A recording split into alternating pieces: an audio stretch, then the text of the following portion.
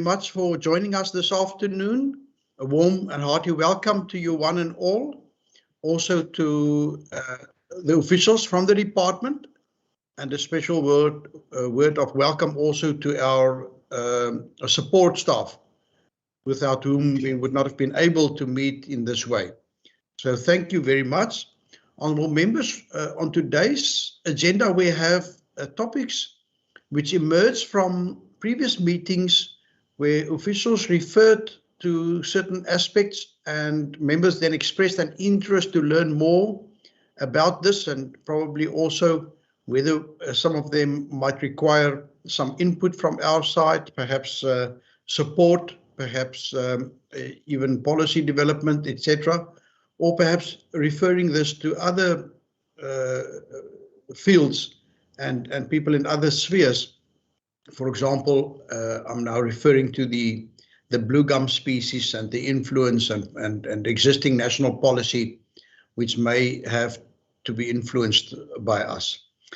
Before we proceed with the agenda, I would, however, like to give an opportunity to all the honourable members who are online to just quickly introduce themselves as members of this committee, and then I'll give the same opportunity to the officials from the department and from Cape Nature as well.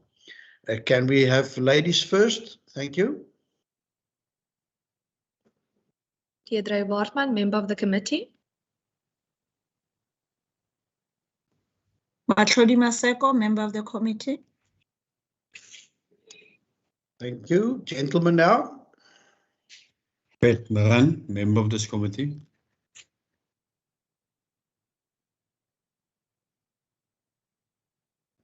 Peter Murray, member of this committee. Thank you very much. And with 5 members online, it means that we are a full house. And I really want to say thank you very much for your presence and attendance again, honourable members. Can I first give over to the department? I didn't see the name of Mr. Van Zyl on the list yet. Oh, there you are, Mr. Van Zyl. Welcome. And please, would you introduce your delegation? Chairperson, thank you very much. And to you and the members, thank you for this opportunity to engage with you this afternoon, really on 3 topics: the biomass program, the aviation fuel project, and then the eucalyptus invasions and the ecological impacts. From the department side, we have Albert Ackers. I'm also going to mention the Cape Nature colleagues. We've got Dr. Omar and also Coral Burrs, as well as Karen Shippey, Malene LaRose, John Wilson from the department side. And then the 3 presenters that will be engaging with you in a moment is Ronald Mukanya, who will talk to the biomass program, the aviation fuel program, and Albert Ackers on the biomass program, and then Dr. Andrew Turner from Cape Nature will be addressing you on the ecological impact of the eucalyptus invasions. So, Chair, with that, we look forward to engaging and sharing with you this afternoon. Thank you. Good. Thank you, Mr. Van Zyl, and thank you for introducing your team as well. We are certainly looking forward to those presentations.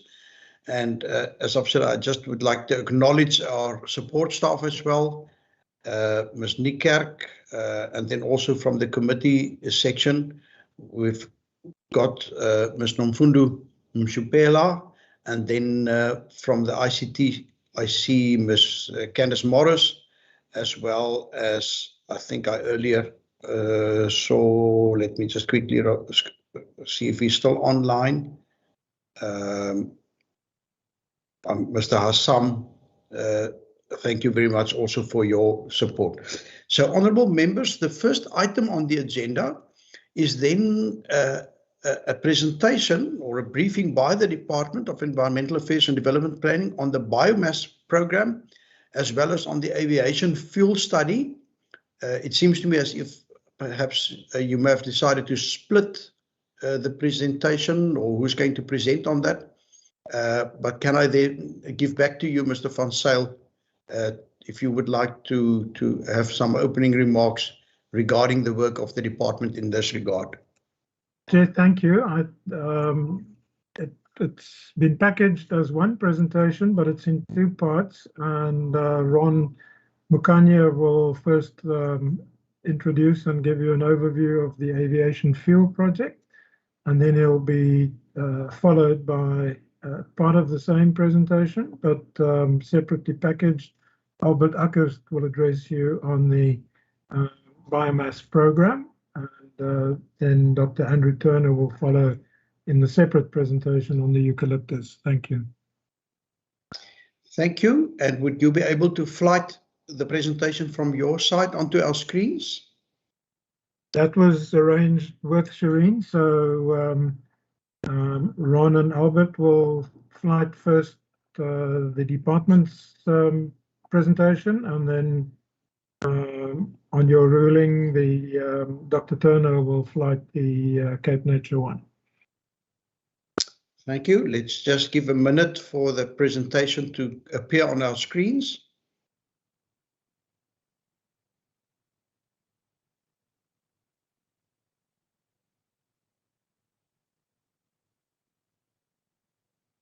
Thank you. Can I just get an indication of who is? There you are, Mr. Mukanya. Thank you. We see your screen. I believe all members would be able to see that. So thank you very much, and please proceed. Thanks, Chairperson. Good afternoon, honorable members. Good afternoon, HOD, and good afternoon, colleagues. I'm going to kick us off, and I'll specifically focus on the aviation fuel study. And before I kickstart us, I'm going to focus on aspect number 1 on this overview. Just to say, this wasn't necessarily our study, but we were involved in the study as part of the process and as it unfolded. And then I'm just going to sort of highlight some of the interesting findings that came out of the study. And some of it is pretty much food for thought, but interest, I think, to the work that we do as a department and the opportunities that stemmed out of it. So I think our main interest in the study stemmed from the fact that it had a focus on the refinery in Mossel Bay. And the reason being, if the operations there cease, then that will have a severe impact on the socio-economic aspects in the Southern Cape. And I think one particular aspect that would be challenged or would be a challenge is to do with local employment there. And on one hand, we know that as a country, we've got a plethora of alternative feedstock options that are available. And some of these can actually be converted into sustainable advanced liquid fuels. And part of it is looking at fuel for planes. So looking at what the main objective of the study was, so it was pretty much to prove the pre-feasibility around waste-based sustainable value chains and whether or not that can actually be commercially viable. And I think I'll highlight a few aspects in the following slides on what the implications around viability means. And also bearing into mind that there's a lot of competition around existing fuels within this space. And one of the assumptions that was built into the study was to then say, can we actually include invasive alien plants as a recognized sort of option to provide these advanced fuels in the country, and what would that look like? And then also looking at what they call second generation ethanol feedstocks. And there's other, I think, competing feedstocks that fall within that category. And I'll speak to them in the next slides. And I think it's also important just to note that invasive alien plants are strictly a non-renewable resource. So we shouldn't be viewing them or deeming them as a renewable resource. So I think there's that sort of constraint to them. However, we've got them, and it then means we need to utilize them. This is just pretty much a schematic on what the focus was. It looks very busy, but for the sake of this presentation, we just need to focus on what's encompassed in the red lines. That's pretty much where the focus is. And also just to bear in mind that as much as invasive alien plants were looked at, they are in competition with 4 other different feedstock options, which are highlighted there. And from an interest point of view, I refer to the aspect of second generation ethanol. So it's pretty much this part here where this green sort of area is. So if we look at South Africa in general, all these dots that we have are pretty much potential production sites for ethanol. And if you look at some of them historically, they've been influenced by sugarcane growing and sugarcane planting. And a lot of them, I think, speak to existing sugar mill sites and the proximity of having sugar mill sites there. However, it doesn't necessarily negate the aspect of potential in other sites where sugarcane is in existence or other. And I think from a Western Cape point of view, our key interest will be, I think, the fact that we've got very high densities of alien invasive species, and that creates an opportunity in and itself. Then the study focuses on 2 aspects. So there's one aspect where you use a single feedstock, and there's another scenario where you use a combination of different feedstocks. And these graphs pretty much illustrate, I think, the modeling implications or the pre-feasibility implications of using a single feedstock. And I think from looking at this, one can easily conclude that molasses seems to be, I think, the cheapest when you look at this graph from a cost component point of view. And this is based on a single feedstock scenario. And then moving along, if you run the numbers for a single feedstock scenario over a 20-year period, or a 20-year horizon, molasses kind of seems to be the cheapest option there.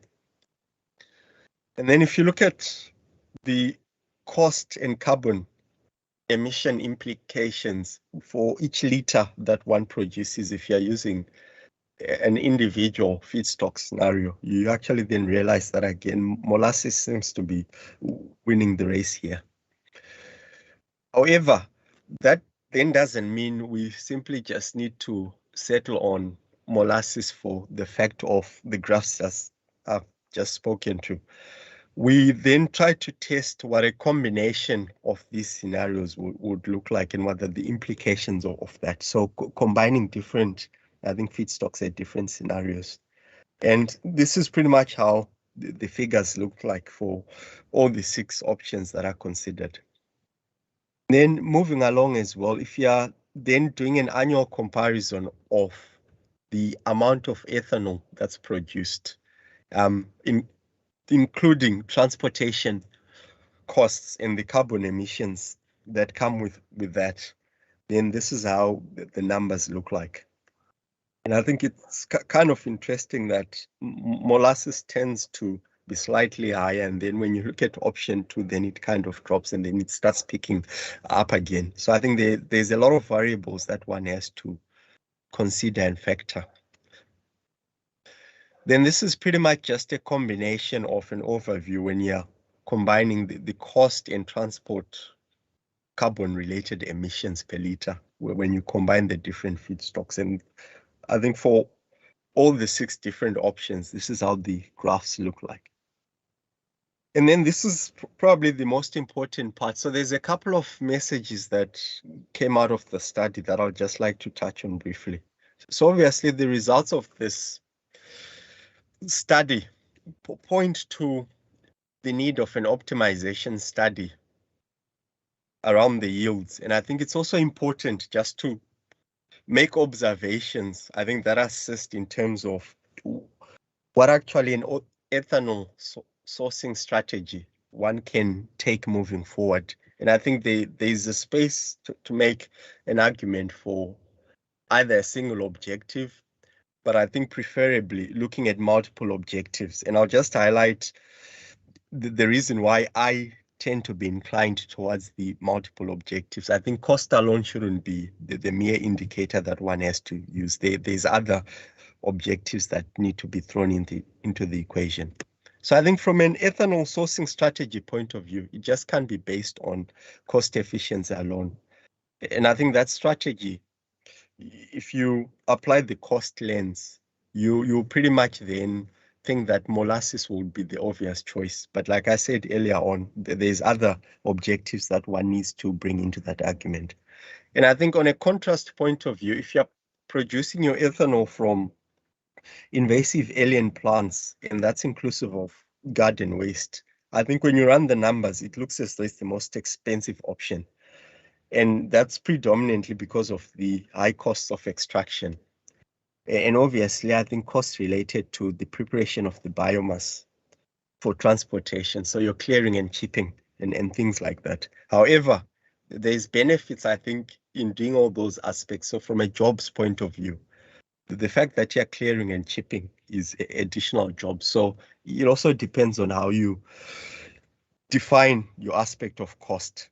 And obviously, I think I've already touched on this last bullet where transport costs is probably your biggest contributor to those costs. However, there's instances where there's proximity to Petro SA itself, but that proved not to be a cost advantage at all, which was interesting. And then this is probably my last slide. So from a cost effectiveness point of view, I think ethanol produced from industrial off-gas falls in between where molasses is and where lignocellulosic ethanol supply is. And like I said earlier on, point number 5 is very important. So determining the best sourcing strategy needs to have just more than one objective. And if your objective is to minimize the greenhouse gas associated with that, then you have a different model. And if your sourcing strategy is pretty much to create jobs, then obviously you have a different answer to that. And if it's just on a purely cost point of view, then there's a different answer to that. So I think there's complexities which one needs to appreciate in this. And I think a lot of that information is probably a requirement that needs to be taken forward when a full feasibility study is done. And then point number 6, I think I've touched this in passing as well, that I think preferably from my standpoint, it's important that your ethanol sourcing strategy actually meets a number of objectives, which include things like job creation, improving drought resilience, and all those other, I think, important things for the benefit of our province. And then I think the last point that I wanted to highlight was, I think this study probably presents hope. And we're also hoping that the information that's actually contained in the study itself enable and allow for better estimations around the total production costs moving forward. And I think it's also a good study based on the fact that I think all the role players that are involved in this space can actually judge and gauge if there's any market interest or interests for such a product moving forward. And that's pretty much it from my side. So I'll hand over to Albert to take us through the rest of the presentation.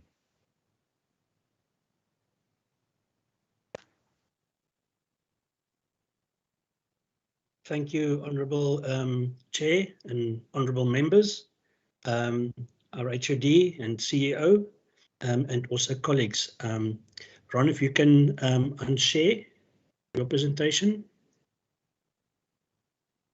and then I will proceed with your permission, Honourable Chair. Good. Thank you very much, Mr. Mukanye. And with that, then please share your screen, Mr. Eckhurst. Thank you, Honourable Chair. Is the screen visible? It's not in presentation mode, but I see in front of me. Perhaps you could just press F5. Or that's it. Thank you very much. It's visible. Please proceed. Thank you, Honourable Chair. I'm going to give a brief overview of the Department's biomass program. It's a presentation by Marlene Larosse and myself. from the Directorate Biodiversity and Coastal Management. First off the cuff, just a brief touch on the rationale for a biomass economy. We've seen before that obviously if we remove alien invasive species from our catchments, it unlocks additional water for downstream industries and for development. But it also plays a role of reducing fire and flood risk, and thereby also improving ecological resilience. All those things considered, and just to put a kicker in there, for each hectare or each ton of cleared invasive alien plant, we gain or we save plus minus 8,600 additional litres per year. That's quite a significant number of water in a water or rain constrained province. So apart from that, those brief aspects of it, unlocking water for development is not the only issue, but what it also provides is an opportunity for biomass value chains to be developed. Now that's what I'm going to discuss going through this presentation. First, talking about unlocking biomass value chains. Which kind of value chains are we talking about? Obviously, there are energy products. We're talking about heat and power. There's different kinds of heat and power products like wood chips, torrefied wood chips and pellets, firewood, compressed logs, lump charcoal, charcoal briquettes, and even bio-oil and syncrude, as my learned colleague has just explained. Then there are also material products, and those come in the form of timber, even wood and plastic composites, fiber cement, wood poles, biochar, which is critically important, and it also with its associated activated carbon, what we're going to focus on today as well. And then mulch for the agricultural and permacultural kind of environments, even game feed. And then lastly, wood vinegar, a new novel product that's coming out of our alien invasive species and processing. I'll explain a bit more about them going forward. First of all, our strategic context follows international and global strategies around this theme, associated with even the National Development Plan and the Provincial Medium-Term Strategic Framework and the National Biodiversity Strategy and Action Plan 2015 to 25. First of all, in province, we have a Provincial Biodiversity Strategy and Action Plan that's derived from those, and it's currently under review. We'll be busy with that process, but from it flows as well the Provincial Biodiversity Economy Strategy. And we've had presentation on this platform before about the Ecological Infrastructure Investment Framework, the EIIF. From there flows our biomass programs as well, and it's associated with our alien invasive species strategy. Then a project that we're implementing is the Keerbooms-Karatra payment for ecosystem services, meaning that downstream water users invest in upstream clearing of alien invasive species so that they have more water and better quality water. And then lastly, it speaks to our carbon economy and biomass beneficiation as our biodiversity economy strategic approach. Just looking at the status of our departmental biomass program, we realize and recognize that it's an emergent economy. You know, it didn't just land and it's there. It's actually being developed and it's unfolding slowly but surely, but we're looking at the partnerships that will do that. The theme there is mostly biomass, alien invasive species biomass, and waste beneficiation. We're taking a leadership role in many aspects with regard to this, especially within the province, and looking to do that through collaboration. We have hosted the Western Cape Alien Vegetation Biomass Expo in Stellenbosch on 30 May 2019, just over 2 years ago. And currently we're collaborating with the Western Cape Economic Development Partnership and the Garden Route District Municipality in hosting the Waste and Biomass Beneficiation Conference. And this is occurring just in 2 weeks' time on the 12th of August. So apart from that, bringing all the role players together, talking about it, looking at what can we do together, we play a role of incubation, partnerships, and supporting implementation. We've seen at this platform before a mention of the BRIP, Riparian Clearing and Rehabilitation Program. That's the Breede River Improvement Project, which also has a side of it associated with biomass beneficiation, especially in partnership with the Department of Agriculture. Then I want to make mention of the Restore Eden program, REP, which is a provincial project run through the Premier's office and associated with the Southern Cape. And there's several biomass initiatives underway, and I'll make special mention of that going downwards. Lastly, the department's Green Economy project. We have implemented a project in which we call the business model for biomass products from alien invasive species in the Karatra River catchment. And this business model was there to develop sort of an approach. How can we do it? And even a pilot project.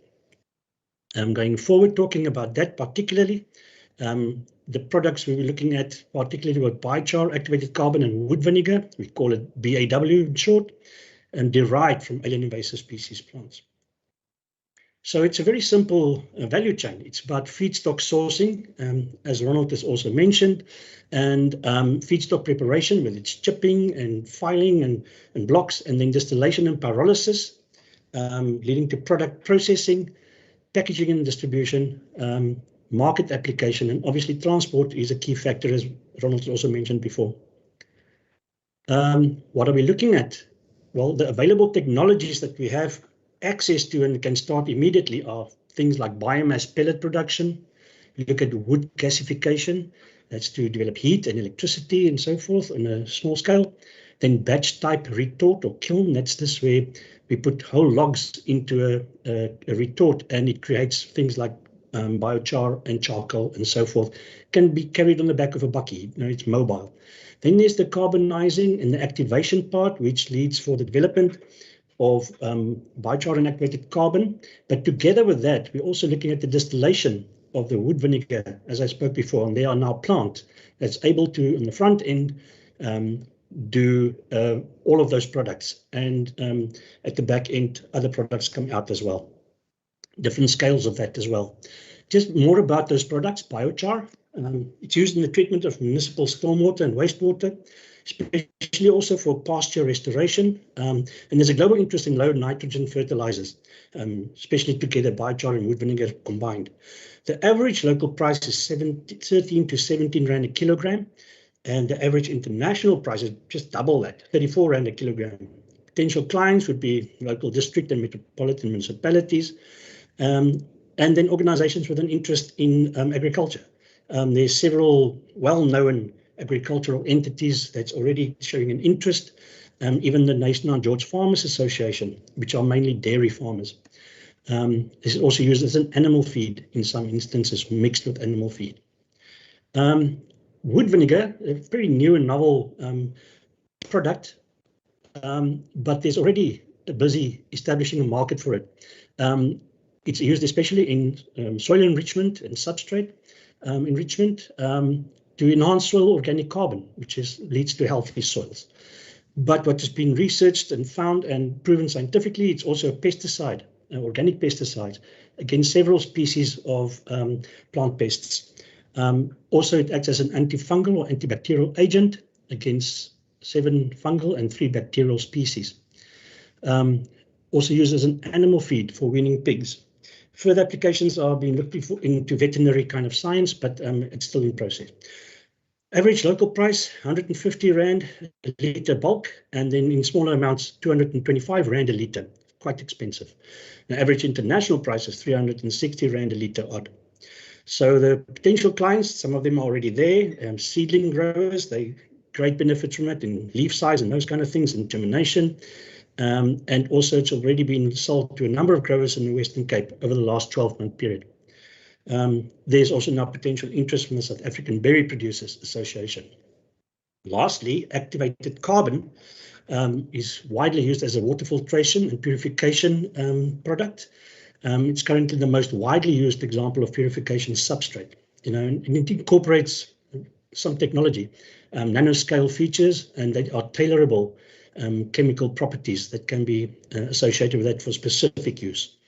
Then agri-processing, large corporations are looking at, especially in the food and beverage industry, they're looking at treatment for their wastewater.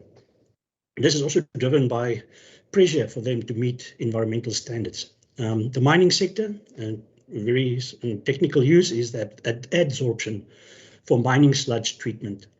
And other uses are in the cosmetics field. We've even seen this now in medicines and stuff for your stomach, health, then wine fining, and then also food and beverage. Local price 24 to 33 rand a kilogram, internationally a bit more, 37 rand a kilogram. It's a high value product, generally speaking, because of the need for it. Then potential clients would be local, district, and metropolitan municipalities, especially in terms of water recycling and water recycling plants. This is the ideal product.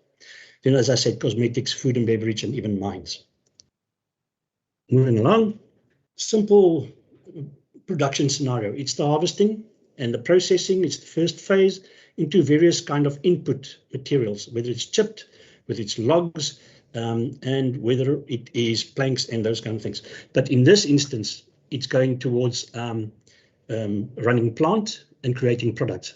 Some of it goes to energy and energy formation, whether through heat and or through electricity, to fire up these plants. So it's a closed circle kind of approach. Then the development of those products, but there are also SMMEs and opportunities for job creation all along these value chains. That in processing and refining, those in raw products like the biochar and the chips, and then also then the refined products that I've mentioned earlier on, and then the distribution and sales of that. Also associated with that is an SMME incubation process that will help establish these SMMEs. So after that, we realized, but why don't we develop an implementation plan for a pilot project? And we did so. We did it for the Karatra catchment. So in the Karatra catchment, we started discussing this with the local municipality, with local stakeholders, communities, and so forth, and established that there is such an opportunity. There's a small plant at the moment, and that value chain will produce through this process front-end products, back-end products, but it will include wood vinegar distillation, the pyrolysis processes for the biochar, as well as then for the biochar, as well as for the activated carbon, and even charcoal, lump charcoal. Then the phase 2 would look at increasing this plant over a period of 2 to 5 years and scaling it really up to produce whatever the product demand would be at that stage. Like I mentioned, 110 direct jobs would be obtained through this pilot project process. Are there enough alien invasive species? We don't want to create a sort of a bad example of how to use alien invasive species and plant more of it to serve the markets now. That kind of incentive is not, it's a perverse incentive kind of approach. We don't want to follow that kind of approach, but we want to look at where do we need to clear? Are they in critical catchment areas where we can create water benefits as well, and also as fire and flood amelioration? And yes, we've mapped it scientifically with the help of the CSIR, and we also determined on the ground verification of densities and so forth. So there's quite more than enough for the pilot project to see it through its lifetime, right there where the plant is in the center of this picture, or this aerial photograph that you can see here. So for the sake of that, we started saying, okay, but how much do we need? So for the wood gasification, we need 87 tons per month of that alien invasive species biomass. For the mobile processes, and then also for the batch type retort or kiln, 12 to 20 tons per month. Then for the carbonizing and the activation, 1,000 to 2,000 tons per month. Including distillation in that, we added another 350 to 700 tons per month. And that's with a fixed larger plant, as I've illustrated. So jobs created along the whole value chain process, from the feedstock sourcing, the harvesting, the primary processing, the logistics and transport, manufacturing and packaging and marketing, as well as the business services. And then even additionally, ancillary to that, jobs created from product application, the soil remediation projects through biochar and wood vinegar, and going for carbon credits, and or the organic vegetable production projects that are earmarked to go alongside this project. So what's it going to cost? Financial models, simply, and everything is listed there, but to make a long story short, enabling that value chain, we need several contributions by several partners.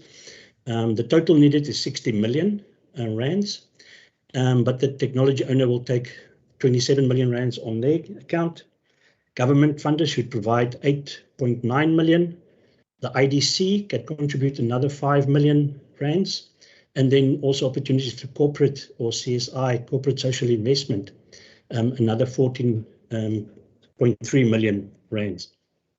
So just for 10 million rand government investment could spark the development of such a pilot project. So what's the value in it? So this is actually an investment model, and it's not just a handout. It's also got a revenue and a return on investment aspect to it.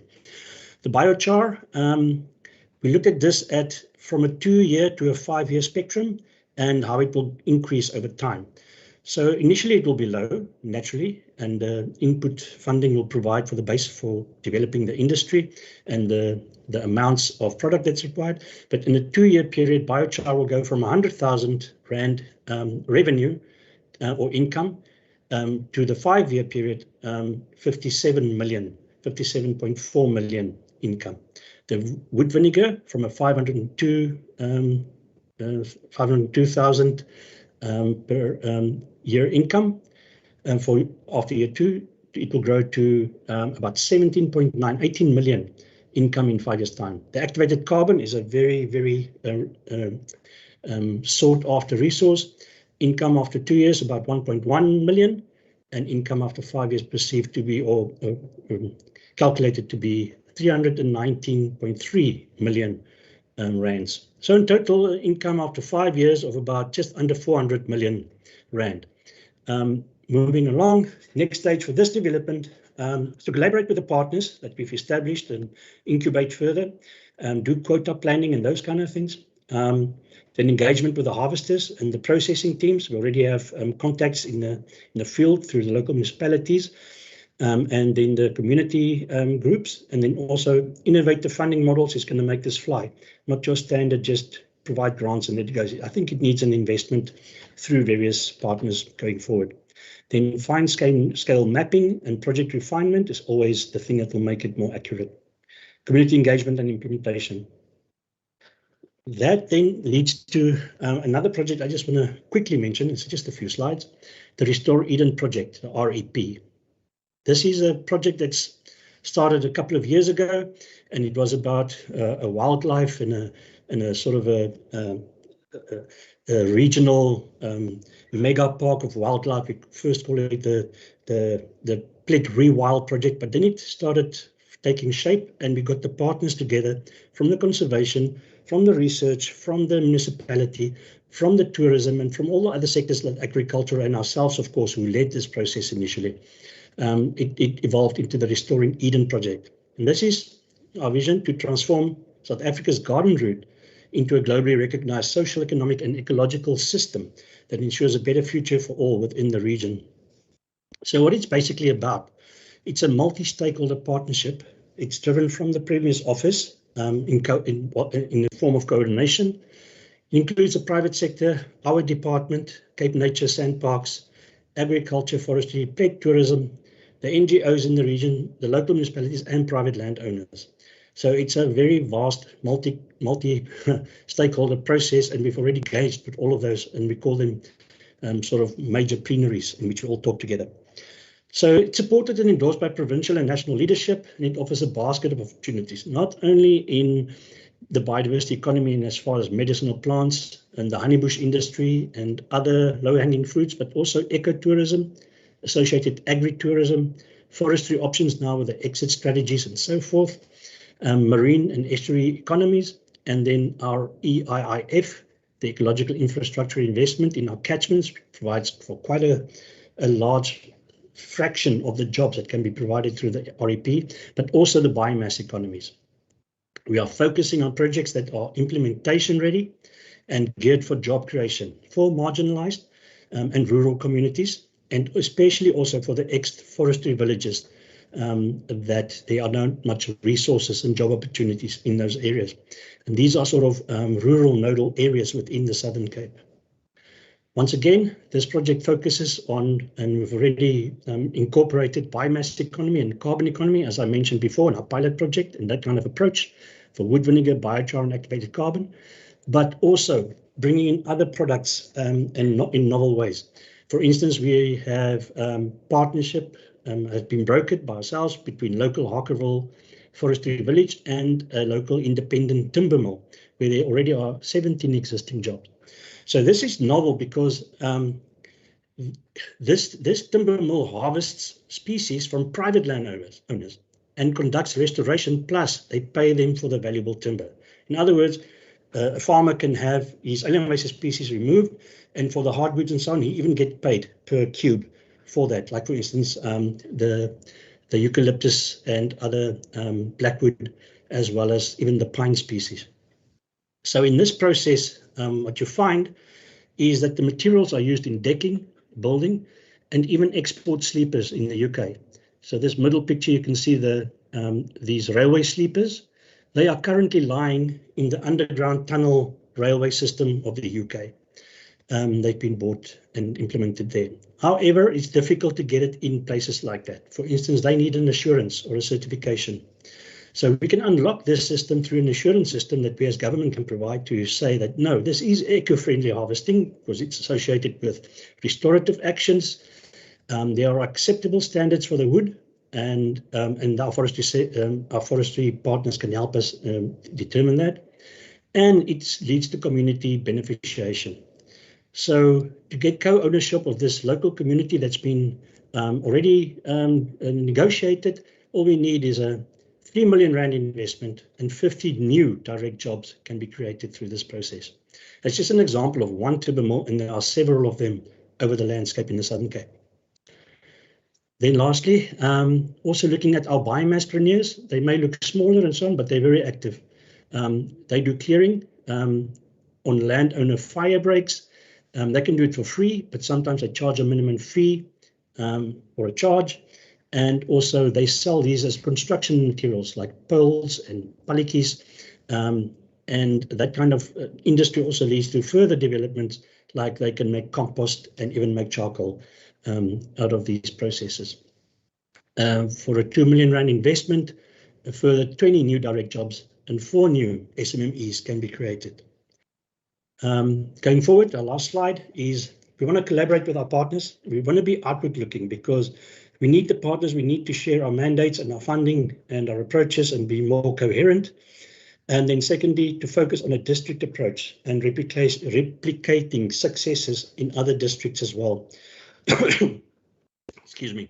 At the moment, the REP is over a vast area, including some of the Overberg district and most of the Garden Route district, but want to expand that to other districts in the province as well. Then we're looking at innovative funding models and co-funding opportunities, as I mentioned. It's all about mobilizing stakeholders through awareness, knowledge sharing, like for instance, our conference on biomass beneficiation happening on the 12th of August. And then to continue business cases and implementation models for this kind of industry and economy. And lastly, to evaluate and monitor progress and gains. Thank you, Honourable Chair. That's the presentation from me. Good. Thank you very much, Mr. Ackhurst, for the presentation and particularly for all the work that went into preparing that presentation. I presume you will now unshare. And then is there another presentation? There it is. Thank you. I think it would be good if we could have all the presentations and then have the members pose their questions afterwards. So thank you very much. Please proceed. Dr. Turner? Right, can everyone hear me? Yes, loud and clear. Over to you. Thank you, Honourable Chair, Honourable Members, HOD, CEO and colleagues. So I'm going to talk to you today about the ecological impacts of eucalyptus, in other words, gum trees, from an ecological conservation focus. There are many species of eucalyptus. Most of them are from Australia, and there are over 700 species there and a handful on some of the Indonesian islands. Cape Nature is concerned about the invasive eucalyptus species. And the invasive eucalyptus species have been listed because of their negative effects, which I'll discuss in the following slide. But above and beyond that, the serious negative impacts that they have, They are fire tolerant and resprout vigorously, and this is whether you cut them down or whether they burn in wildfires. They can handle that quite well, making them pretty difficult to control, and they also grow to very big sizes. So you're dealing with very tall trees that weigh a lot and can reach very high densities in certain circumstances. So not an easy species to control. On the flip side of the coin, though, they are fortunately quite a limited spread in the Western Cape province. So the negative impacts of eucalyptus are primarily about water usage. They use a lot more water than indigenous species, and up to 2 million litres of water per hectare per year more than indigenous species. So if you cleared eucalyptus from a gum invasion, that's the kind of water saving you might be able to achieve. They also have what are known as allelopathic effects on the soil, which both prevents germination and growth of indigenous species and of agricultural species as well. So quite often under a gum plantation or a gum invasion, you will see absolutely nothing else growing. They also affect the soil directly through various chemical effects, which can increase soil water repellency, so you don't get the penetration of rainwater into the soil that you might otherwise get. And of course, they displace our indigenous plants. Eucalyptus are big trees growing to a much taller height than all fynbos species. Some of the biggest trees in the world, in fact, are gum. And then there are also additional effects, such that if eucalyptus leaves are eaten in large quantities by livestock, they can be toxic. So just 5 eucalyptus species are known invaders in the Western Cape, and I'll go through these one by one.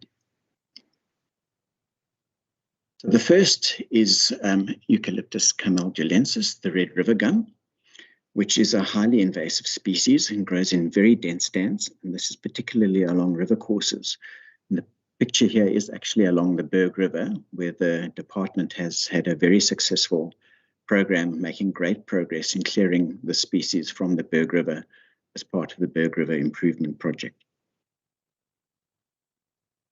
Eucalyptus cladocalyx, the sugar gum, is a widely planted species. You'll often see this planted near homesteads to provide shade, and also a species widely planted to provide bee forage. It's also pretty invasive, but quite localized in its extent.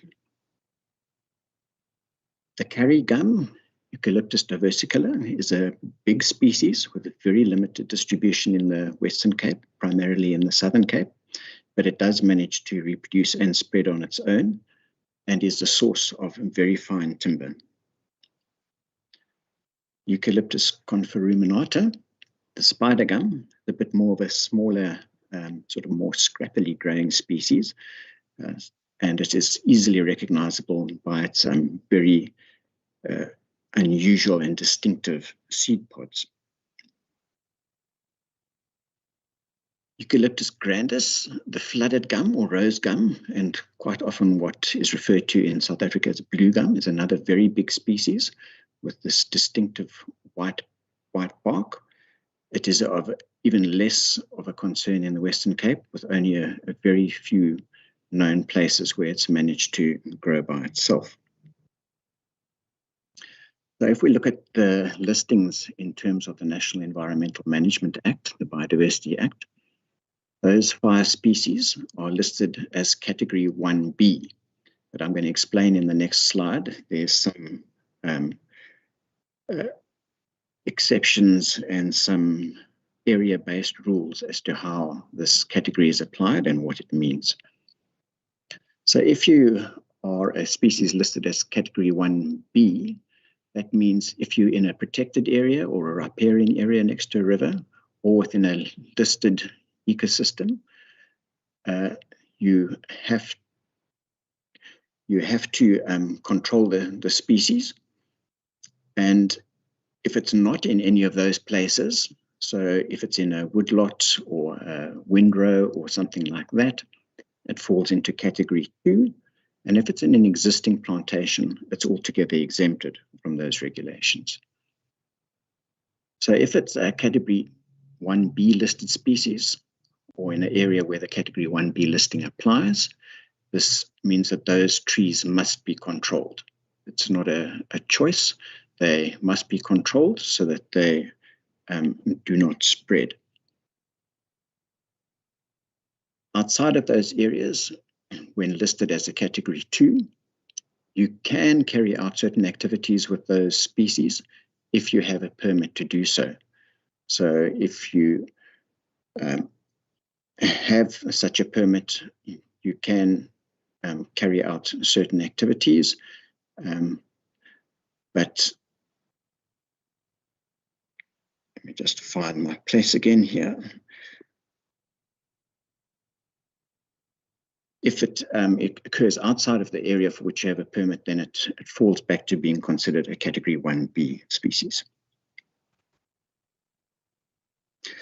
So Cape Nature, as a conservation organization, does not issue permits for gums, for eucalyptus species, and forestry licenses in which you would, where you want to apply to have a woodlot or a plantation of eucalyptus species, are managed by the National Department of Forestry, Fisheries and the Environment. So we've talked a bit about the negative effects, but there are, of course, the benefits, which my honourable colleagues have already elaborated. And in addition to those, they are also quite, and particularly the sugar gum, are quite important as honeybee forage, particularly in the summer months, although it has been found that there are many other floral sources that are also important for beekeeping at this crucial time of the year when there are fewer indigenous flowers flowering. And then there's the beneficiation that you can get from harvesting invasive eucalyptus. They can yield very valuable timber, as you can see in this picture here, for eco-furniture projects. And of course, they yield firewood and biomass, which itself is a whole suite of different products with various benefits, as also elaborated by my colleagues. So in conclusion, what Cape Nature is doing about these 5 species of eucalyptus is, with our implementation partners, we're removing them from protected areas and preventing their regrowth and spread. Our general aim is to maximize the use of these harvested resources where it's practical and where it's financially feasible. So one has to bear in mind that when these species are growing in protected areas, they might be quite far away from roads, and harvesting and transporting them can be very costly. These can be very big, very heavy trees, not easily harvested. So you've got to make sure that the economics of it work out. And that's it for the presentation on the eucalyptus. Good. Thank you very much, Dr. Turner. I certainly learned a lot from these presentations, members. And I don't know if there anybody else from the department or Cape Nature would like to add anything at this time before I hand over to our members to pose questions or comment on the presentations. Nothing from our side, Chief. From Cape Nature's side, this is Rosina. Nothing. Yes, thank you, Dr. Omar. Thank you very much, and welcome to you as well.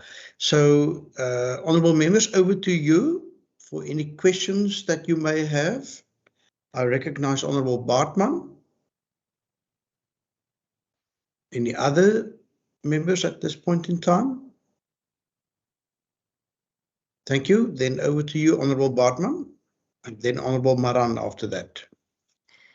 Thank you, Chair, and thank you for having this presentation before us. Previously, when we heard about it, it's really important that we understand what the research and the studies say. And I just want to congratulate the department for using the research and evidence to inform government decisions, programs, and partnerships. In terms of questions for Mr. Mukania regarding the aviation fuel study, on slide 10, it spoke about the cost, the economic cost. But I just want to find out, is that the cost per category that we would save, or is that the cost for implementation?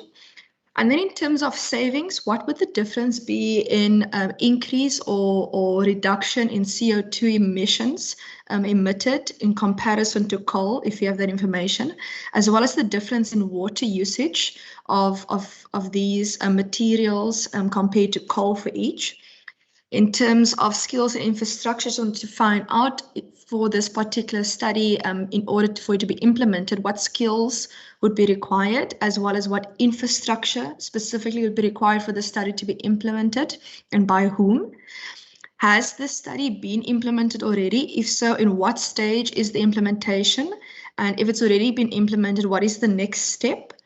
And then you indicated that a full feasibility study needs to be done in this regard now based on this study. Is that the natural next step? How much would that cost? And has it already been budgeted for the next 1 to 3 financial years? And then to Mr. Ackhurst, thank you so much for the examples as well. The resolutions from the Stellenbosch Biomass Expo in 2019, what were those resolutions and have they been implemented yet? Which ones still need to be implemented?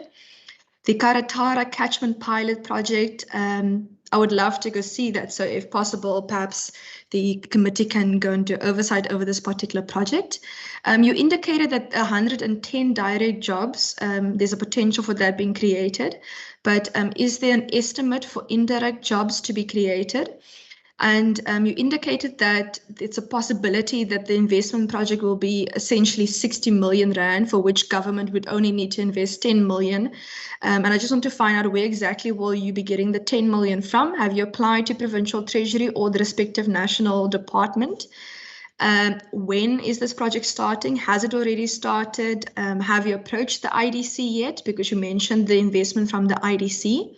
And if you're going to receive an estimate income over 5 years of 394 million rand, have you indicated yet what the community beneficiation would be? If you could give us some more information. And then in terms of the Restore Eden project, which I would also love to go and see, I just want to find out those 2 particular projects, have they already been created and are currently being implemented, or do they still need to be implemented? Because with the job numbers, it only indicated the number of job numbers and SMMEs, but it's not indicating whether it is potential jobs or current jobs that are because the projects are in progress. And then final question to Mr. Turner.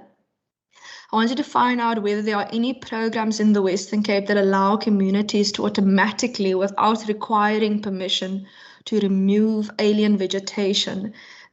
If not, what permission is required for persons, for example, on their own private property to do so? And if there are specific like regulation requirements or permits and things, what consideration can the department give for waiving specific requirements where residents are willing to pay personally for removing these alien trees from their own communities and private property? Thank you.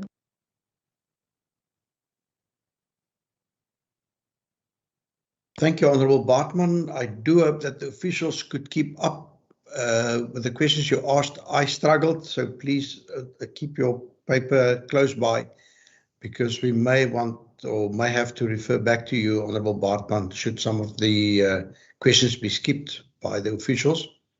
The next one on my list is Honourable Maran, and then I also saw an indication from Honourable Marais that he would like to pose some questions. Over to you, Honourable Maran. Thanks, Chair, and good afternoon to everyone. Chair, I will try to be as short as possible. Chair, just on when I've listened to the first presenter speaking about the different products that can be used, and especially molasses, which seems to be the obvious one, but not necessarily within our province. And also molasses seems compete with although it compete with a lot of other products like your baked beans and your sweetener for your barbecue sauce and for your gingerbread cookies. It still seems to be the obvious one, but as I've said, it seems it's not. You will not find it necessarily within our province, and therefore, Chair, we will stick, or the focus will be on your invasive plants.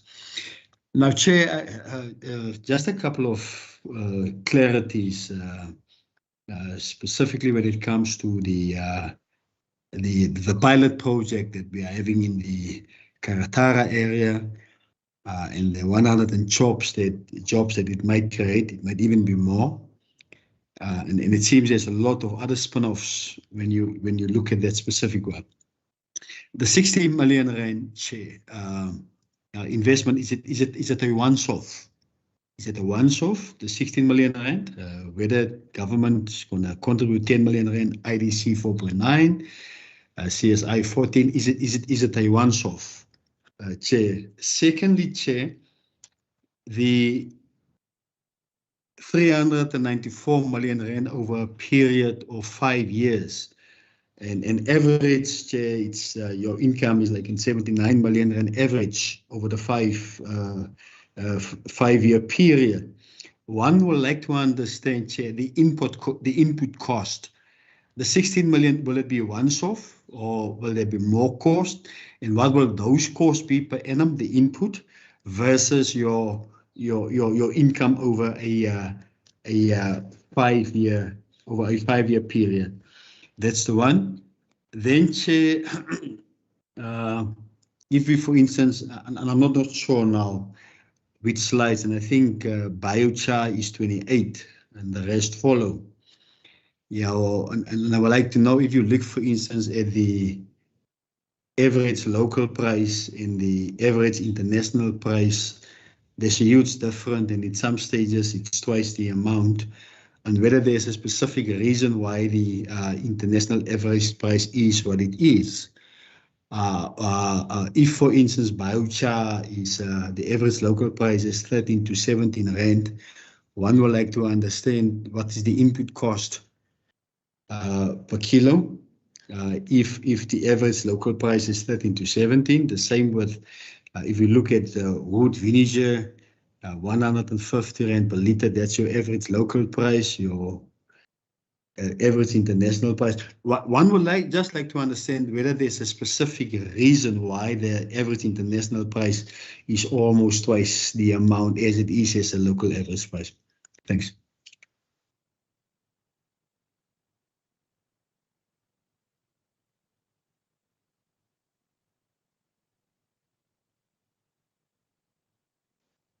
I'm finished, Chair. Chair, you're on mute. Good, thank you very much. The next one is Honourable Murray. Over to you, Honourable Murray. Thank you very much, Chairperson. My questions, boys, basically boil down to the following. February the 20th, 2007, the same department said that we were going to have a snail farm at Saldanha, which was going to yield 28.5 million rand a year for the Western Cape economy. I'd like to know, it's now how many years, 14 years later, I want to know if you can report back on whether that farm at Saldanha, the snail farm, really materialized. Because we spent 3 million rand on that project. We've already had feasibility studies working on plans for snail farms since 1998.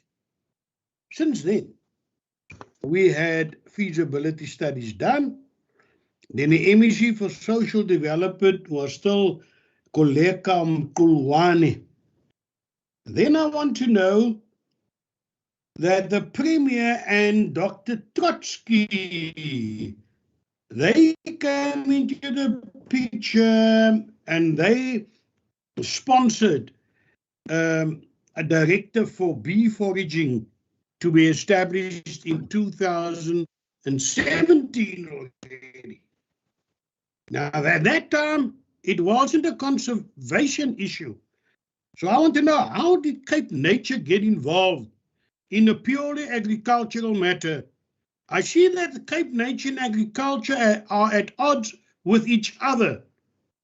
The one want to preserve and the other one want food. And I want to know if the two ever speak to each other. Because what is good for the one is not good for the gander. So Cape Nature was mandated to promote biodiversity conservation. And agriculture wants to give food to the people. My other question, then I want to know this organic land versus landfill schemes. You're talking about organic waste. What will it cost the consumer? He must have 3 bins proposal. And then he must make sure he washes the stuff and put it back in and leave it in a separate bin. The municipality is getting millions from our people already for water and electricity, and now they're going to charge us for 2 extra bins. I know the municipality charge me for my bin, which they put here, and if the more bins, the more I'm going to pay every month for bins. So who will pick up the tab for all this?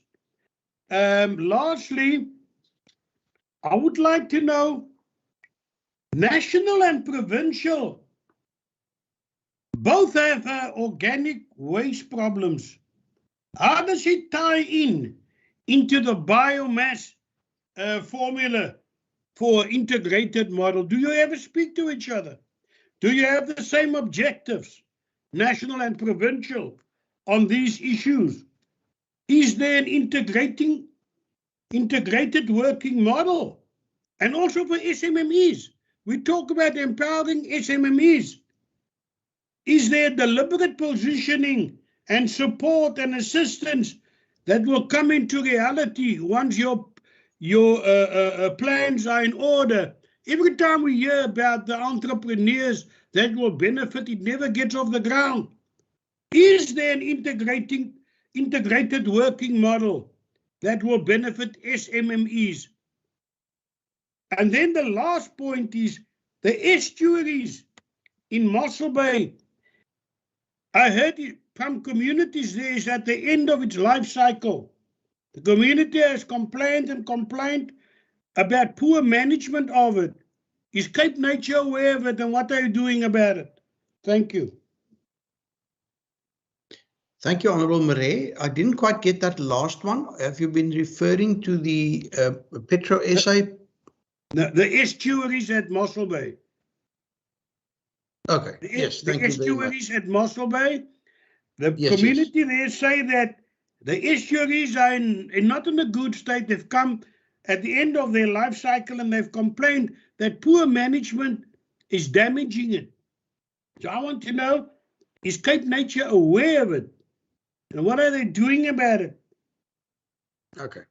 Thank you, Honourable Murray. Perhaps if we could first just stick to the presentations for today, and then I'll allow, if we have officials with us who would like to expand. Otherwise, we can invite Honourable Murray to also submit written questions on the estuaries. With that, I don't know if Mr. Van Zyl, if you would like to direct the questions to various officials, but please go ahead. Chair, I think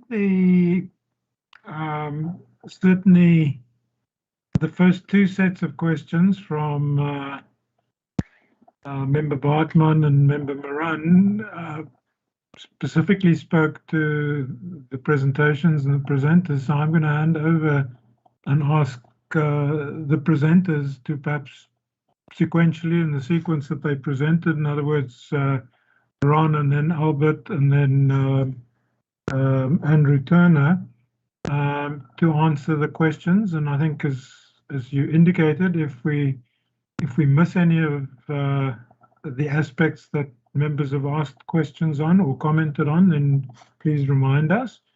I would agree that a number of the aspects that have been raised by a member Murray are of course very legitimate questions, and I'm just not sure that we would have the ability to give good answers in this session, and possibly but you could rule on that for us, Chair, that we perhaps have a follow-up engagement to respond to those, but we'll see how it goes at the end. So perhaps my my three presenters can respond to the questions that have been posed. Thank you, Chair. Thanks, HOD. So my response to the question from Honorable Batman in relation to slide number 10. So the economic costs that are being referred to there is the cost per feedstock category.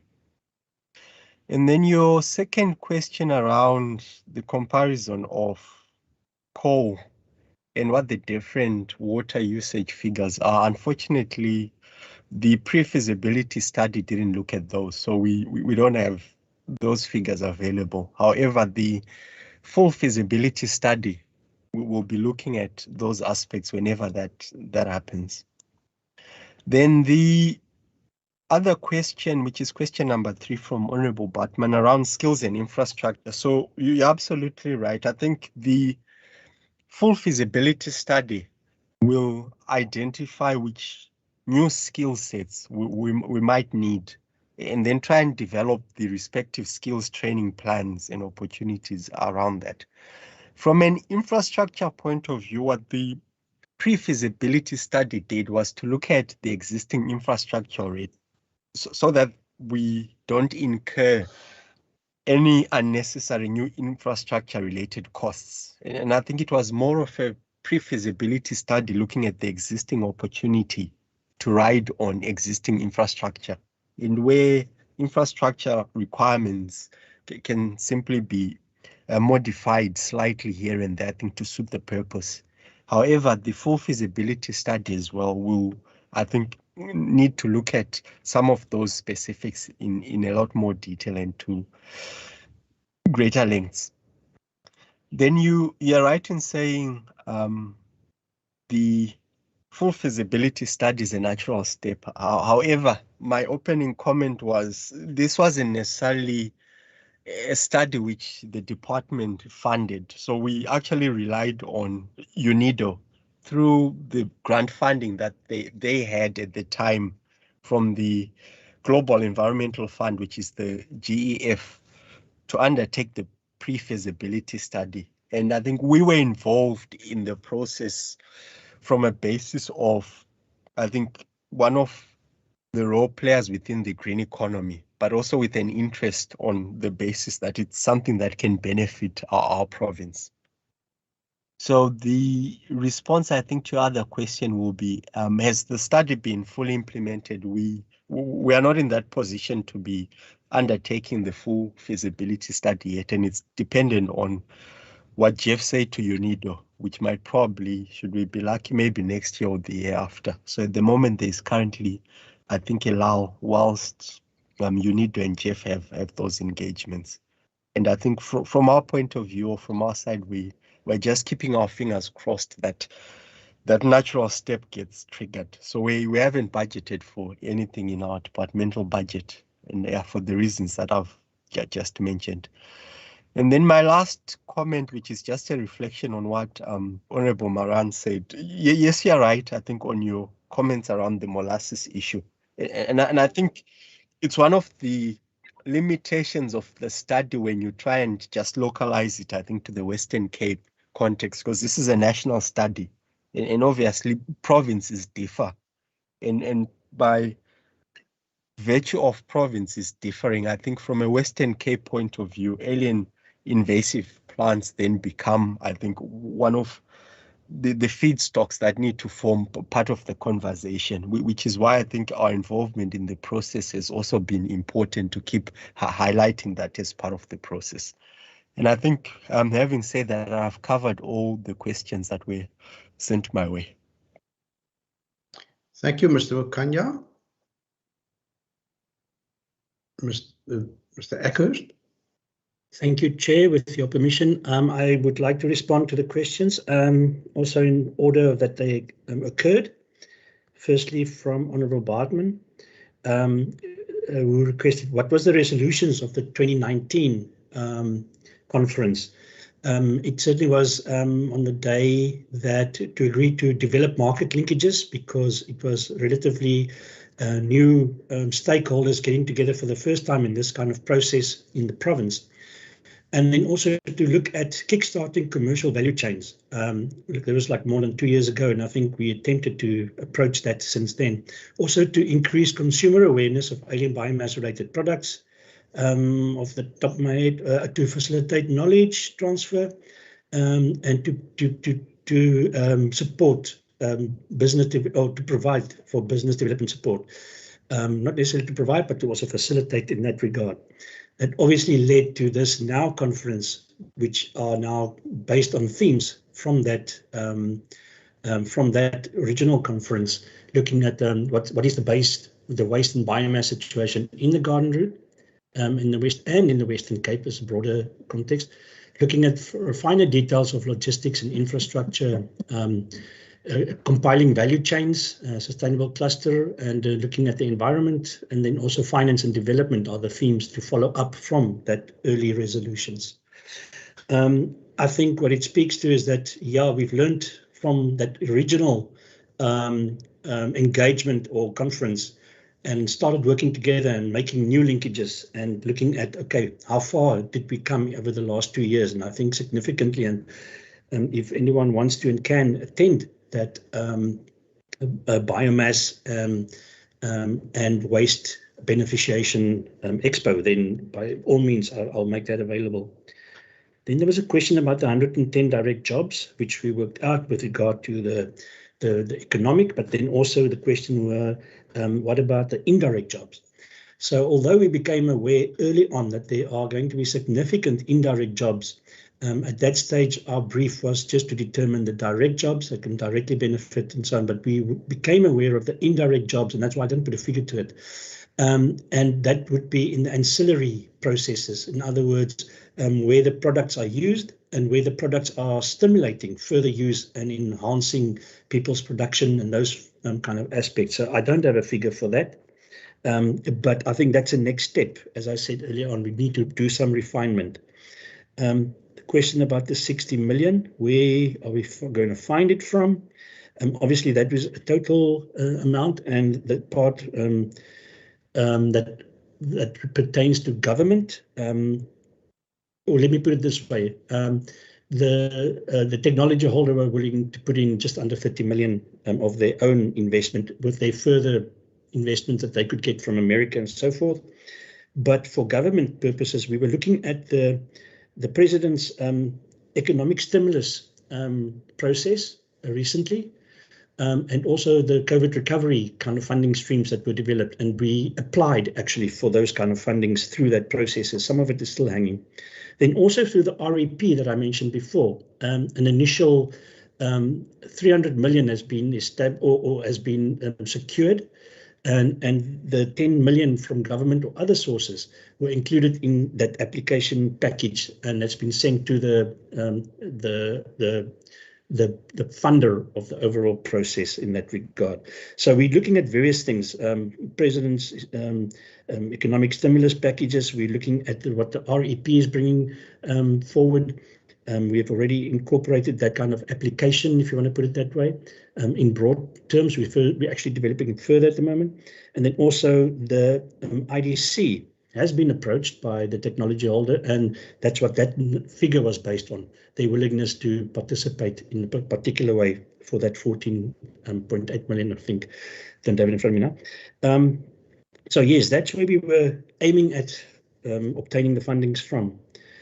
Then community beneficiation, that was a question, I think, by Honourable, oh no, it was still by Honourable Bartman.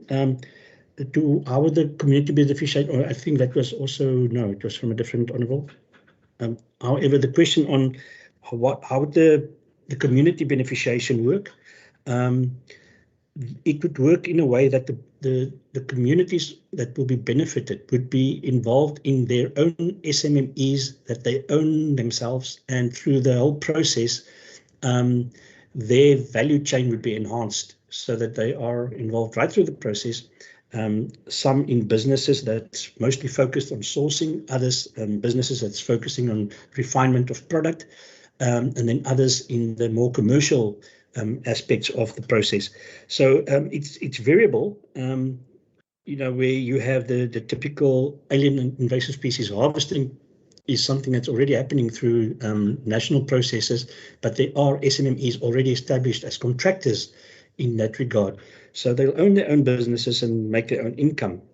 How that 60 million is going to be expanded between all the different SMME models, that is still something we have to refine going forward in terms of that. Then whether the 2 REP projects have been established already. The 2 REP projects were established in terms of, let me just make sure I'm speaking to the right ones. They were, just must check that. Okay, the 2 REP projects. The one is still in negotiation phase, like I said, but we need there to unlock an assurance system that will make that 50 new direct jobs flow. The existing 17 in the independent timber mill is already being paid by the owner of the timber mill. Opening up this opportunity will create a further 50 jobs, and that at the cost of 3 million. So what the question is about, that is in negotiation at the moment. I think it's a question of, and also the funding has been earmarked through the REP process, the Restore Eden process. The other project is already active. It's already working. The illustrations I show was of the actual, in this co-op that's actually harvesting and actually making product. And that was through our Bito Agroforestry program that the department has been steering for the last 5 or so years. So this is in terms of the 2 projects that were mentioned in the REP. But I have to confess that we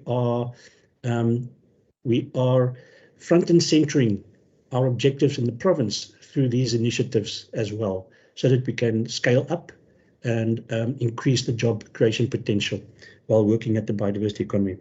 Then from Honourable Marais, asked the 60 million is once off. Yes, that's the cost of it. Probably will come in year-on-year tranches for a few years, but that is the cost over the period to get it established. And I think it's for the first 2 years to 3 years. And that is to set up the plant, to set up the SMMEs, to do the training, to do it's a total cost to get to the point where after 5 years, the plant that's been set up and the business has been set up is independently making their own income through that process. The 400 million question, what is the average input cost or the annual cost? That cost escalates as the production increases and as the market demand increases. I don't have that figures with me, but it is increasing over a 5-year period with initial input costs higher than the later input costs. That was the business model that was used. Then with regard to the biochar market, that the local cost is 13 to 17 Rand per kilogram, and overseas or the international market, it's 34 Rand per kilogram, nearly double, or in fact double. That is because, and the question was around input cost as well, but the reason why that pricing is higher, it's not because of the input cost. It's because it's an export product. Currently, South Africa is exporting biochar because it's a much needed a commodity elsewhere in the world. So, in fact, tankers full of biochar are actually being exported, I think, to China and to other European countries as well. So it's mostly used abroad while we're developing our own use for biochar and activated carbon in South Africa. And also sometimes those exported are used for further processing. So we get a better market price internationally because there's a higher need for the product at the moment. Then the question about national and provincial, do we cooperate, collaborate? Yes, we certainly do. They're also part of our approach now through the Biomass Expo and also our Biomass Conference coming soon. Then waste and biomass, that is what this conference is actually about. It's looking at waste and landfill avoidance, as well as biomass, like alien invasive species biomass, garden biomass, forestry biomass, And all in that package, what can we do with these wastes, biomass and or solid wastes, and have, and the view is towards a controlled or a centralized, e.g. in George or somewhere else, where all these waste products can go to and beneficiate it from that point of view. So our partners are in the waste industry. They're also in the biomass industries, also in forestry and agricultural wastes. So it's quite a broad collaboration nationally and provincially. I think I've covered the questions related to my presentations. If not, please just highlight any. Thank you. Let's first just give Dr. Turner an opportunity as well to respond, and then I'll refer it back to our members. Mr. Van Zyl, Dr. Van Zyl, I see your hand. Would you like to come in before Dr. Turner? Jenna, I think give Andrew an opportunity. I just wanted to indicate to you that the one question of Member Murray on the Mossel Bay estuaries, Marlene Larosse will respond to that as soon as Andrew's responded on his questions. Excellent. I'm glad she's able to deal with it now and then. Okay, so over to you, Dr. Turner. Thank you, Honourable Chair. First, to address the Honourable Bartman's question, there are no legislative hoops that you need to jump through if you want to clear or utilise listed invasive species on your land or private land. In fact, if you wanted to spread them or grow them or move them around, that's what would require control. That would require permission or a permit. But if you want to harvest a listed invasive alien species on your property, on private property, it does not require any permissions. There are no bars to that. In fact, the Act is in fact trying to obtain that control that would be achieved by such harvesting. And then to come to the Honourable Murray's questions, Cape Nature, the department and our national colleagues at SANBI certainly are in regular communications with the Department of Agriculture. In fact, they're a key part of the ecological investment infrastructure framework that's being developed. And this goes from high-level engagements to communication and cooperation on the ground level, as can be seen in the Upper Breda, where the Upper Breda Collaborative Extension Group works very closely together. And agricultural land is considered very important, even in a conservation context. Agricultural land often harbours very important biodiversity, and agriculture and biodiversity conservation can and often do happen side by side. And we also do support things such as game farming, which certainly does provide food. And you may be pleased to hear that also the removal of invasive alien carp from groenvlei is being used as food directly. So I hope that answers some of the questions.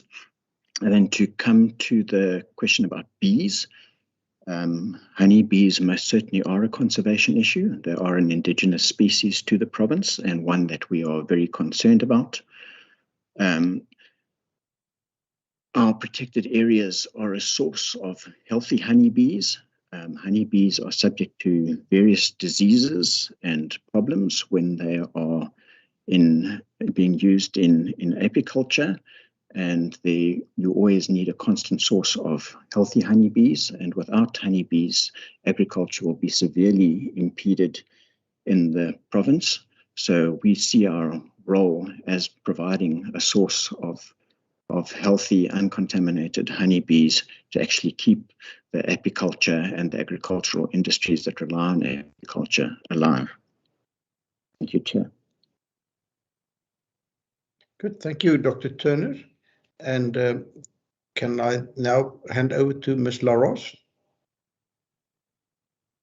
Thank you, Honourable Chair. And to respond to the question around the Mossel Bay area estuaries or estuaries in that area, just to respond that the department, together with Cape Nature and the municipalities, have over the last 5 years been working on an intensive program to put in place estuary management plans for all the major systems in the Western Cape, and also have been long awaiting the publication of the National Estuarine Management Protocol, which happened just in this quarter gone past now, which clarifies roles and responsibilities in terms of the relevant management authorities. But notwithstanding that waiting, we have been moving forward together with stakeholders. And here I'll just mention 3 critical estuaries in the area close to Mossel Bay, where we work with the Mossel Bay municipality, the Hartenbos, Kleinbrak and Grootbrak estuaries, which all have estuary management plans and also have mouth management plans associated with them to address issues of mostly issues of requirements for ecological functioning, opening those mouths when required, but also in terms of disaster prevention. For example, where there are issues around toxic blooms or wastewater treatment work spills, or also indeed high rainfall events that happen in those spaces. But just to emphasize, the estuarine management space is highly complex. You sit at the end of the river with dealing effectively with all the problems that accumulate in that river. And in these 3 systems that I have mentioned, we deal with specific problems of water quality entering into the estuaries from amongst other, for example, on the Hartenbos estuary, wastewater treatment works that is in dire need of upgrade and changes in that space. We are pursuing with international partners for the Hartenbos, looking at alternative ways of providing for ecological infrastructure as an alternative. For example, construction of artificial wetlands to treat wastewater outputs to improve the quality of that effluent reaching the estuary. But also to emphasize here that the estuary advisory forums are inclusive of citizens as well as all of the relevant authorities, and we actively support those processes with the Mossel Bay municipality and are systematically moving forward with implementing those plans. Maybe just to also underscore, there are issues and problems of water quality coming into many of these estuaries. Many of these old holiday towns, for example, when they were established, and we can use the example of Die Eiland, which is on the Grootbrak estuary, you'll know that effectively that whole island is below the 1 in 50-year flood line, most of it, if you look at the floodline maps. And we have just concluded floodline studies for the Groot and Kleinbrak studies using estuaries, using the best available information and expertise from the University of Stellenbosch to assist in forward planning, land use development, etc., into the future. However, that doesn't address effectively the big debt to nature that we have incurred in these systems, specifically in terms of encroachment into 1 in 50-year floodlines, for example, and also in many cases, these little holiday towns, which used to be small in the past, but have now grown significantly, servicing to these areas which may not be up to par. So, for example, in these estuarine spaces, we still have soakaways in some instances, or conservancy tanks dealing with domestic outputs of wastewater. And you can imagine that that is a clear impact into these systems. So systematically trying to address issues of water quality, water inputs, as well as development along the edges, and then working with these different communities, with our partners in Cape Nature, to deal with moments where we need to look at breaching estuaries, looking at moments where we need to deal specifically with fish die-offs where we work specifically with our fisheries colleagues at a national level to assist us as to how to remedy that. But to assure the member, we are working very closely with both the municipalities and the local communities to try and systematically implement these plans in a very challenging space. And we thank you for highlighting these issues to us. Thank you. Thank you, Ms. LaRosse. Honourable members, if I can bring us kind of back to the main topic, and I think the one thing that Honourable Marais also asked when he referred to the snail farms and etc., is the economic viability of some of the wonderful options that we've been presented with, especially in a time when I think we all in government must be very critical of government investment in initiatives over and above the investment in terms of research and perhaps doing the feasibility studies, etc. Honourable members, I expect that there would be a number of follow-up questions from you, and I'm wondering whether you would just be so kind to indicate if there are any follow-up questions. And the first hand that I recognize is that of Honourable Bartman. Honourable Bartman, please. Thank you, Chair. Thank you so much for the answers from the department. To Mr. Mukanya, I wanted to find out who will be conducting the next step, the feasibility study. Is it UNIDO? Is it the national department? If we could just, is it a provincial department? If we could just get an indication. To Mr. Ackhurst, regarding the Karatara catchment pilot project, it indicated that SMMEs have already been established as contractors. If you could just indicate how many SMEs are currently contracted, because only the direct jobs were indicated. And regarding the REP project, he indicated that the Harkerville timber mill is currently in the negotiation phase. If you could just please indicate to us what is currently needed in order for it to then become fully operational. Yeah, and then those are all my follow-ups for now. Thanks.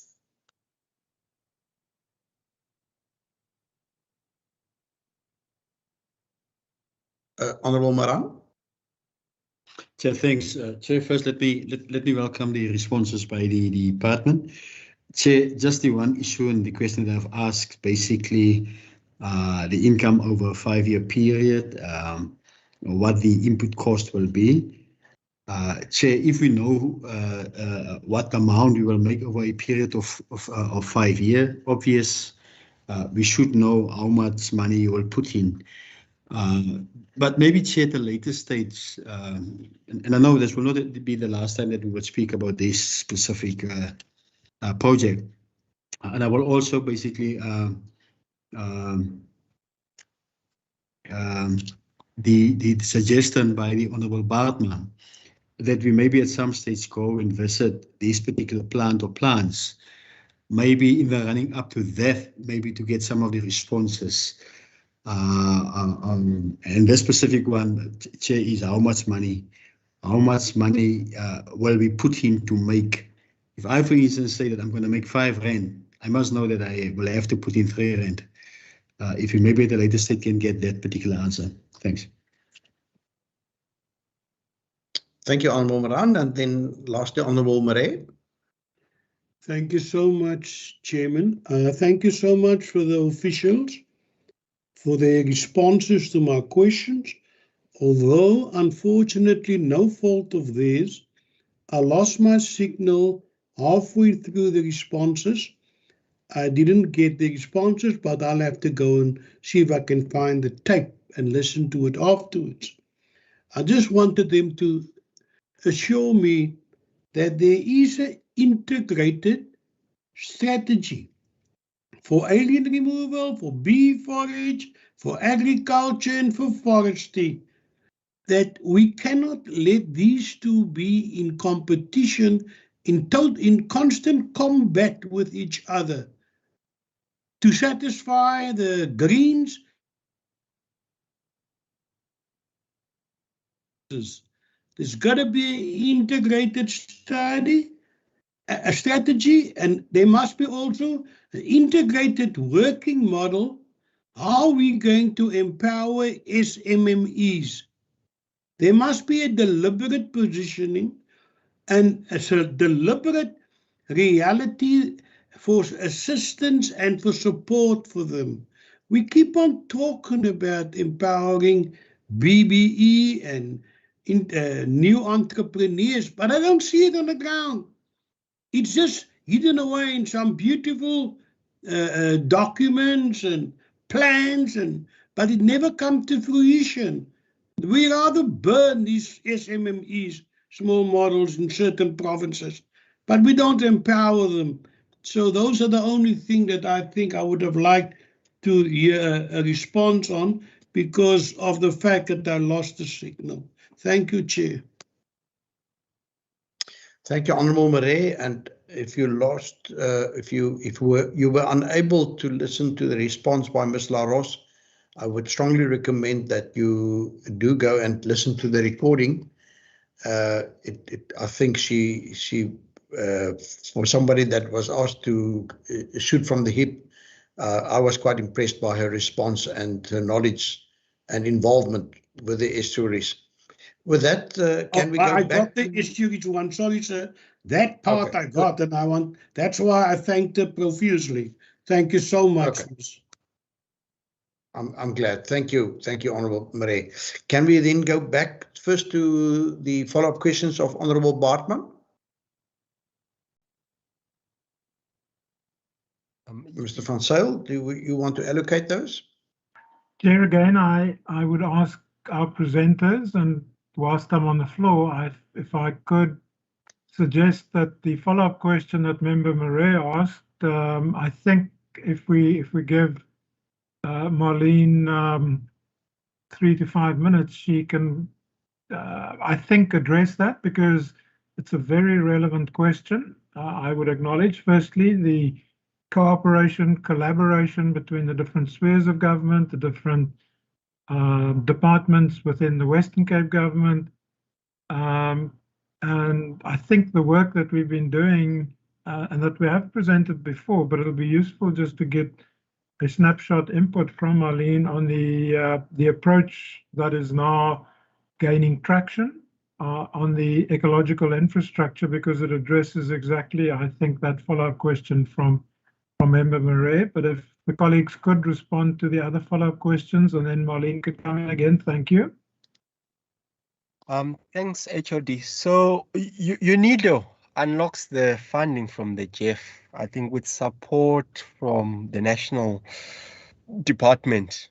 And then on slide number 4, all the other organizations whose logos appear on there are involved in the feasibility studies. And I think likewise, we're also roped into the process, being, I think, a department or a sector of interest. And we are in constant engagement with UNIDO, because we are also keen for the full feasibility study to be undertaken. It's just a question of, I think, us waiting and being patient, and hopefully they are able to trigger the resources that are required for us to get to that stage. Thank you. Thank you, Mr. Mukanya.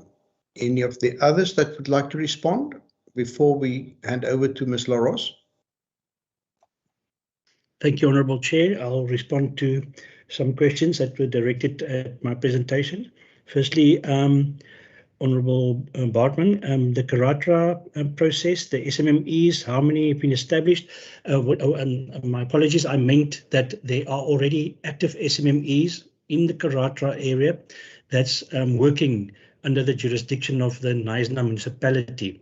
However, they are not active at the moment because there's no investment in the catchment through the EPWP or the NRM program. But what I meant is they are existing SMMEs, and obviously this pilot project will lead to the development of 110 new jobs or SMMEs. I hope that satisfies that question. Then we'll go to the REP, the Harkerville timber mill.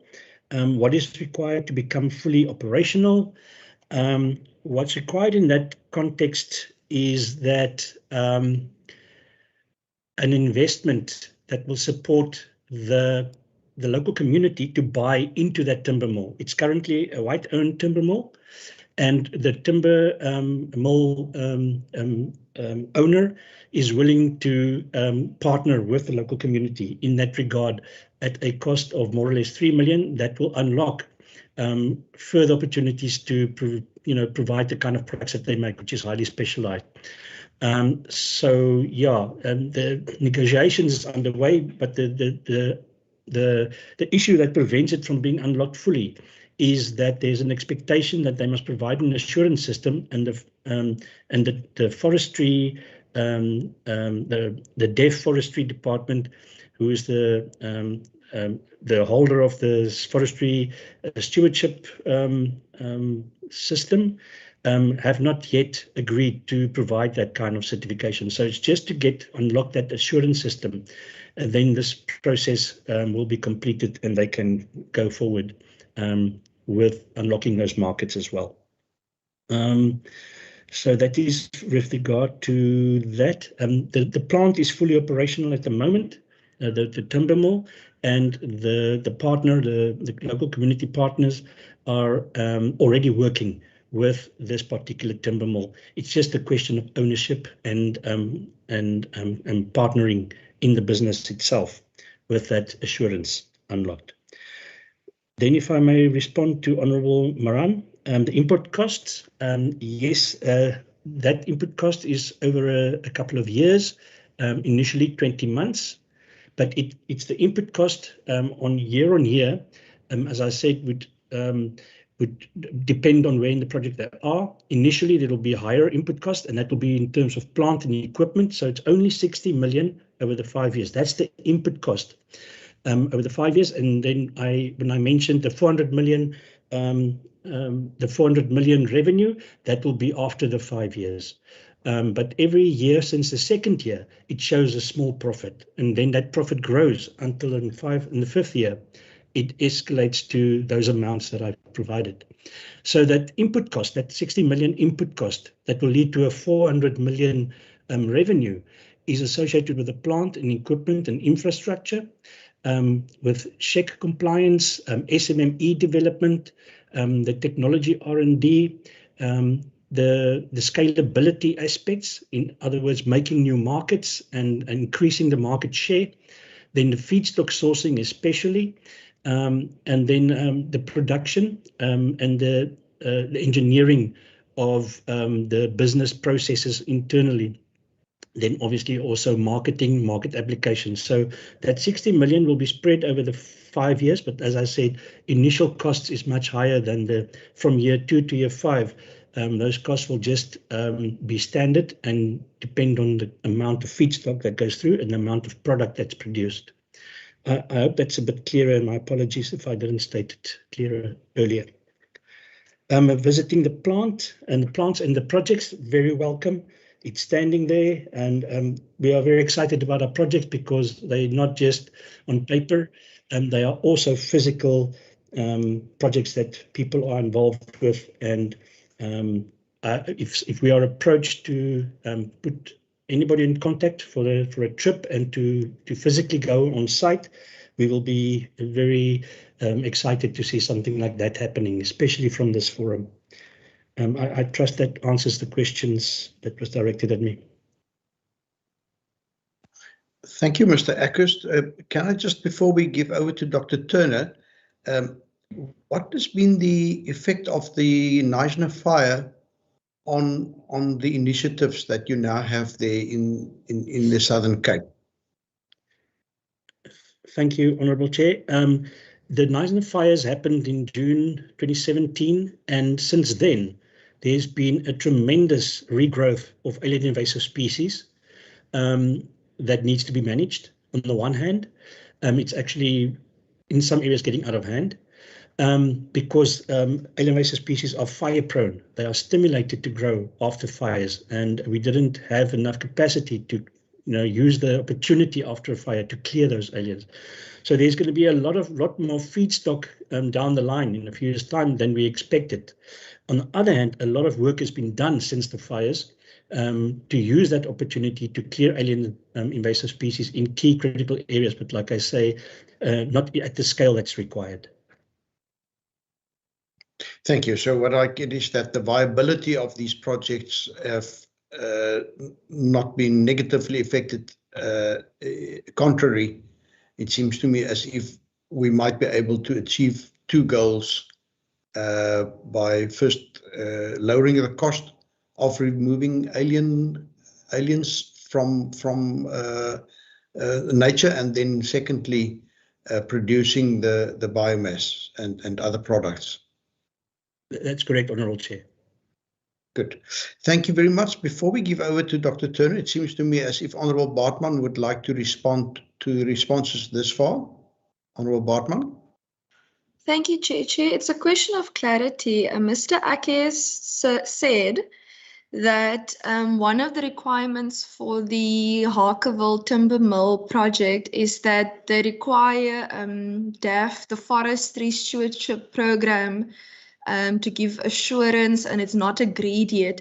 And I just want to understand what does it mean that DAF must still agree regarding assurance? Does it mean that the province department has applied for the 3 million to DAF and they have not indicated whether the program will be approved or not?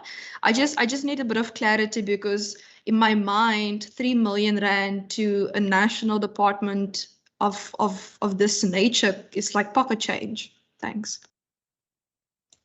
Thank you, Honourable Bartman, if I may.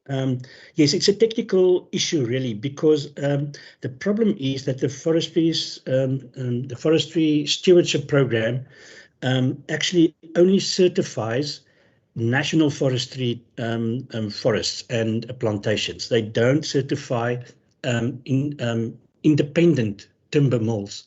So what we are trying to do is we don't apply for funding from them. We want to apply for the ability for the FSP, Forestry Stewardship Program, to provide assurance that the wood quality is of an adequate nature. That's all they need to do.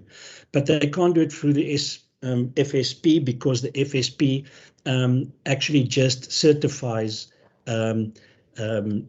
nationally established or nationally managed timber forests through their partners, and their partners being MTO and official plantation organizations. So there's just that little difference that we need to make in terms of providing that assurance, and even ourselves can provide that assurance. It doesn't have to be through a national process. It's just a question that now the market is assured that the product has been harvested equitably, and that people were beneficiated, and that restoration was associated with the process.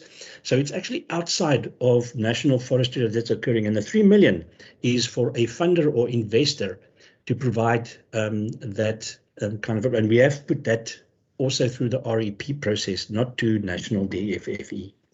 I don't know if that clarifies. It's a very technical area, but it's such a low-hanging fruit that can immediately bring benefits to the local communities. I see Honourable Bartman's hand again. I think she would like to follow up. Chair, now I wanted to ask, is it possible for yourself as chair to perhaps write to the Western Cape Minister in this regard to find out who's supposed to give permission for the assurance, and if it's us as the Western Cape, what are the reasons that such assurance has not yet been given, and whether such assurance can be given? Because I don't understand if assurance is such a small matter in this particular case, why it's not been given yet. I can still understand trying to find a funder for an independent project, but I can't understand the not giving assurance part yet. It seems like red tape that someone simply hasn't put a signature on, whether it's the national minister or the provincial minister. We need to get this going, please. Good, thank you, Honourable Bartman. Honourable Bartman, our next item on the agenda is the item on resolutions or actions. And can I just ask that we perhaps as a committee then decide on such a resolution going forward. So please keep that in your back pocket. We'll get to that just now. Then just in terms of the presenters, Dr. Turner, would you like to come in again? Thank you, Honourable Chair. The way I understood the follow-up questions, I didn't see that anywhere directed specifically at my presentation or my answers. But if somebody would like to clarify that, I would happily take such questions, or else I'll refer to our HOD to follow up on the interactions between agriculture and conservation. Okay, thank you very much. Thank you, Dr. Turner. And then over to Ms. LaRosse. Thank you, Honourable Chair, and thanks to the Honourable Murray for the question. I think the concerns as stated are always valid, you know, asking how do we bring these competing strategies and objectives together and work transversely together as government.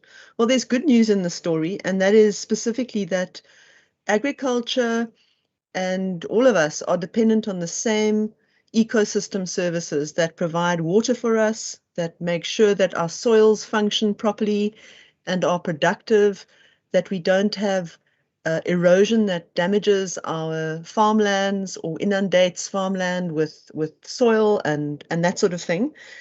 There is a huge amount of co-working. I want to just draw your attention to a really good expression of that in terms of our spatial planning in the province, and that is led from a scientific perspective by Cape Nature. Cape Nature produces a provincial biodiversity spatial plan, and that biodiversity spatial plan speaks to where the priorities are for biodiversity. Firstly, for proactive conservation initiatives, in other words, where we want to expand protected areas, where we want to pursue stewardship arrangements with landowners, and where for development, how development should be informed, and that includes agricultural development. So I want to highlight this because our Provincial Biodiversity Spatial Plan, the layers, the actual GIS outward-looking application where you and any farmer or Joe and Josephine public can go and look at that information is actually hosted by our key partner, the Department of Agriculture, on their site called Cape Farm Mapper. Cape Farm Mapper, colleagues and honourable members, is a very useful platform. This integrates the natural resource components and includes the biodiversity components, conservation resources within those spatial informants. So I'm just pulling that up as an example at the highest and strategic level to express that integration at a spatial level. So agriculture is also critically informed by where the biodiversity important areas are, and that is at the provincial scale. Our HOD mentioned, and we have presented this before, the Ecological Infrastructure Investment Framework, and work on ecological infrastructure, river restoration, catchment management, and specifically in strategic water source areas is something which is done in a partnership with our Department of Agriculture as well. Their land care program is an award-winning program. We're very fortunate to have very active collaborators with us in both the Berg and Breede catchments in our Department of Agriculture, and where it really expresses itself in an appropriate way is in those sub-regional projects. So in the downscaled areas where the different departments work together with conservation agencies and ourselves to look at prioritizing clearing, how that will happen, and also prioritizing conservation. So part of agriculture's mandate is also looking after agricultural resources. And we can always improve our transversality and ways of working together. But we continue to improve, and specifically closer to the ground we get, we have prioritized a number of critical ecosystems where Agriculture and our department have worked incredibly closely with the expert inputs from Cape Nature. And I'll just mention two such examples, the one being the Sunveld EMF, and the other which we're working closely together, which Cape Nature and our department leading together, is in the Renosterveld area. As you know, the Renosterveld, an area which is highly productive agricultural land, but as a result, also critically endangered habitats that we need to work proactively now to look to. And one of the very important tools that agriculture uses, which we support, is something called farm scale planning. So at the point where you are looking at these last remaining refuges of certain areas, it's a place where a farmer can be advised by experts in agriculture and conservation as to how their farm can be planned at a localized scale in order to get the optimal value, both for agriculture and for conservation of biodiversity. Just one important example of where the Department of Agriculture is actually seen as a leader in the country is in their approach to climate change and climate change adaptation. You would have known perhaps about the Smart Agri program, where agriculture is actually leading some very innovative work on conservation agriculture, low and no tillage approaches, looking at food security and resilience moving forward. And that work continues and recognizes that even productive lands that are being farmed, are really important for biodiversity in terms of pesticide use, how the soil is managed specifically, how you prevent erosion, how you maintain the biodiversity in the soil, how do you keep carbon in the soil in terms of approaches to carbon sequestration. So here we have, we're very fortunate in the province to have a leader in that space. And then maybe just to emphasize our work in terms of mainstreaming, which is one of the critical strategic areas that we drive together, is focused on agriculture as a sector within our provincial biodiversity strategy and action plan. So Cape Nature and ourselves work with the department specifically to focus on these priority areas that I have mentioned, but also we as a department have bilateral engagement with organized agriculture at every quarter, where we raise a number of issues, but where we obviously forefront biodiversity issues. So we're trying to work with the organized agriculture as well as government to mainstream and center place natural resources in terms of the long-term resilience and food security in the agricultural sector. So we work together, and yes, and in cases where there are uses and conflicts of uses, we have to get together on the ground to resolve those. And it's these systems which we continually improve and try to move us forward into a more integrated way. So thank you for the question, and I hope that has answered Honourable Marais' question. Thank you. Thank you, Ms. LaRosse, and thank you for being willing to respond so quickly to some unexpected questions. Honourable members, thank you very much. In the absence of any hands, I want to thank our departmental officials who came to join us today, particularly to those that presented and responded to the questions.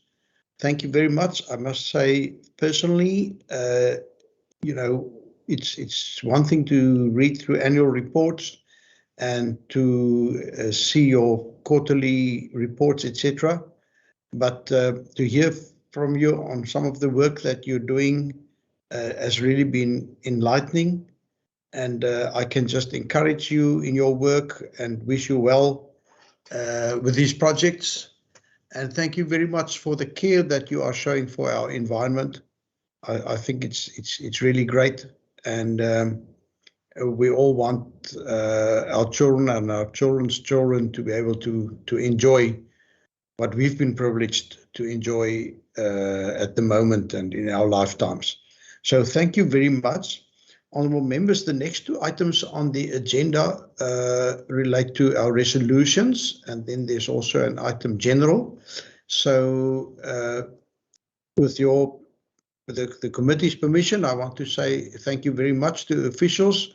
You are excused to go and continue with your good work, and we're looking forward to inviting you again and hearing from you again, particularly on the biodiversity bill going forward.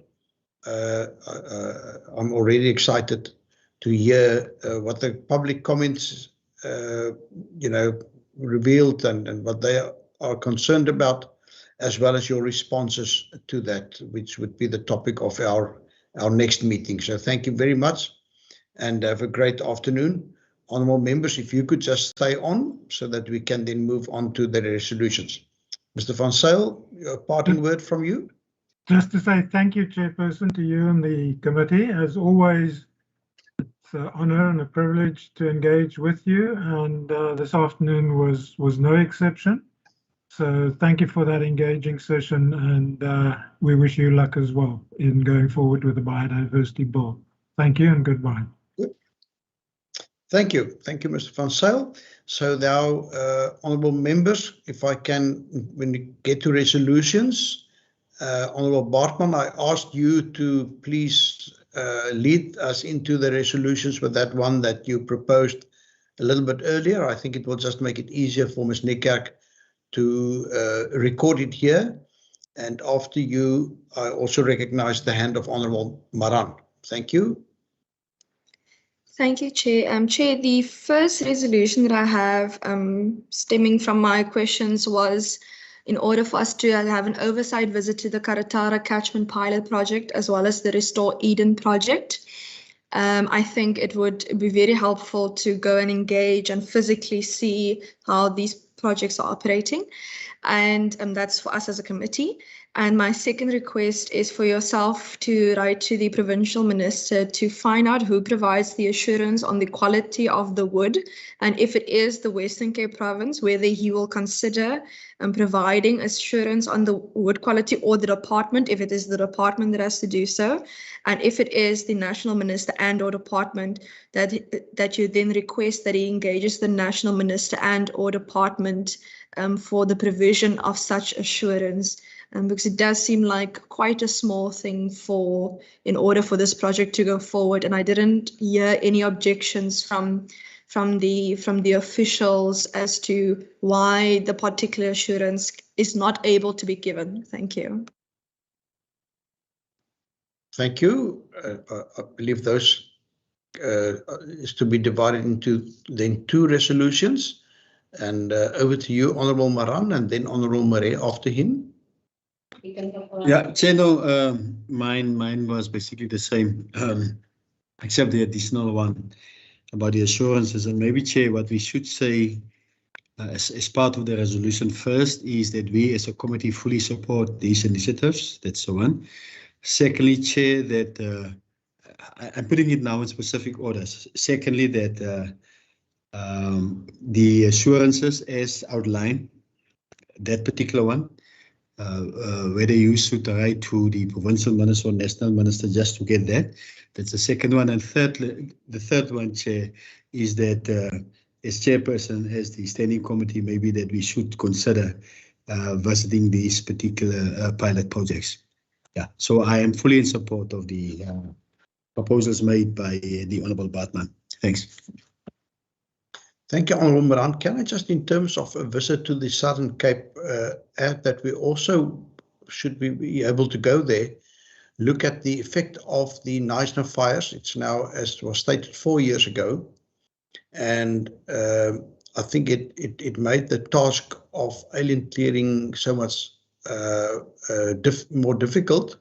It complicated things for the reasons stated in the presentation. But then on the other hand, it also, ensured a future supply of biomass for some of the initiatives there. So I presume that we as a committee might be interested in observing the effect of those fires, as well as where they've said that some great work has been done to reclaim land by alien clearing, etc. That we then include that in such a visit. Then, Honourable Barret, over to you. Thank you, Chairperson. I would have liked the committee to consider a resolution where we ask for feedback on the snail farm at Saldanha, established in 2007, which was supposed to have yielded 28.5 million a year since then at Saldanha. And we would have liked to know what happened to it.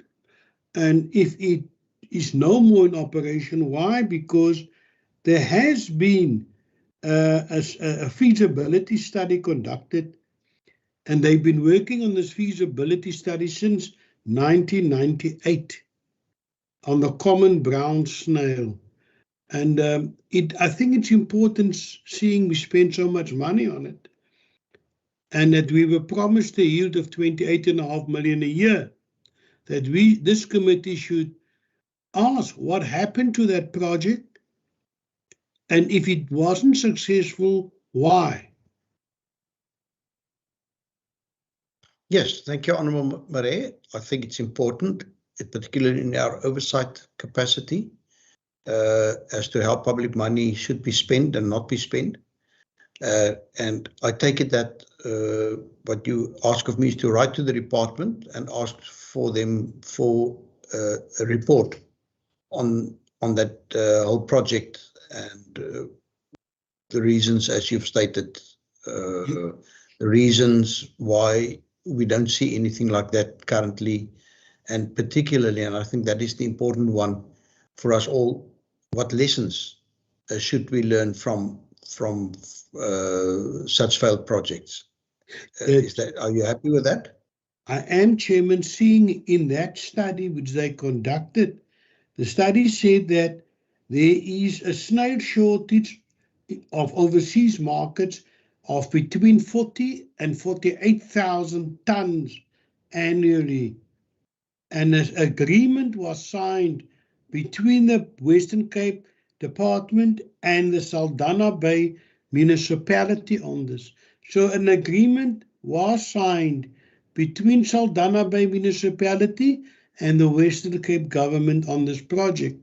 And we need to know what was spent on it and what has happened to it, sir. Thank you.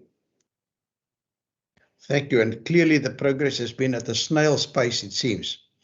Honourable members, any other input, any other resolutions that you would like to propose? With no further hands, any... Apologies, Chair. Yes. I think I put my hand up a little bit late. Chair, I wanted to find out if we're going to be doing oversight over the biomass type of projects, given that the need for this for energy production is so important. Perhaps when we do these respective oversights, we can also look for how we can do oversight over waste to energy projects that this department deals with, if possible. I think it's generally agreed, unless anybody else would like to disagree. Then, Honourable Bartman, I think you were also with us when we visited that biomass to electricity incomplete project. I think it was there in George during an earlier study tour, and I think I think it's probably more under the Economic Development and Finance Committee, but I think it would link up nicely with other uses of biomass as well then.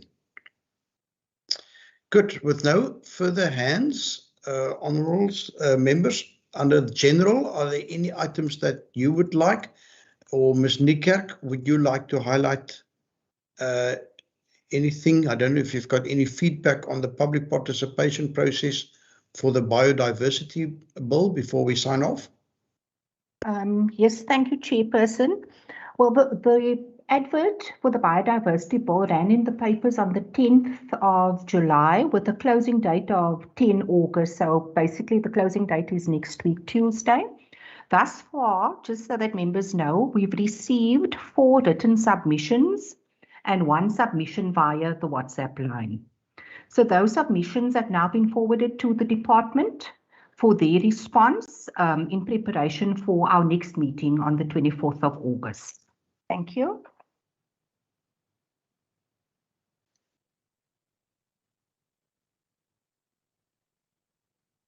I don't hear anybody. I see 2 hands, Honorable Maseko and then Honorable Murray. Thank you very much, Chair. Chair, I just wanted to, maybe in your program, if you can put the topic of the inclusionary housing policy so that we can get a briefing from the department. As we saw, there was an opening for the comments on the draft that closed on the 13th of July. And we haven't had a time to maybe sit with the department to interrogate it. Will that be possible, Chair? Yes, absolutely. Absolutely. Can I just ask Honorable Maseko, would you be happy if it's only a meeting of this committee, or would you like us to extend a particular invitation to members of the Human Settlements Committee as well?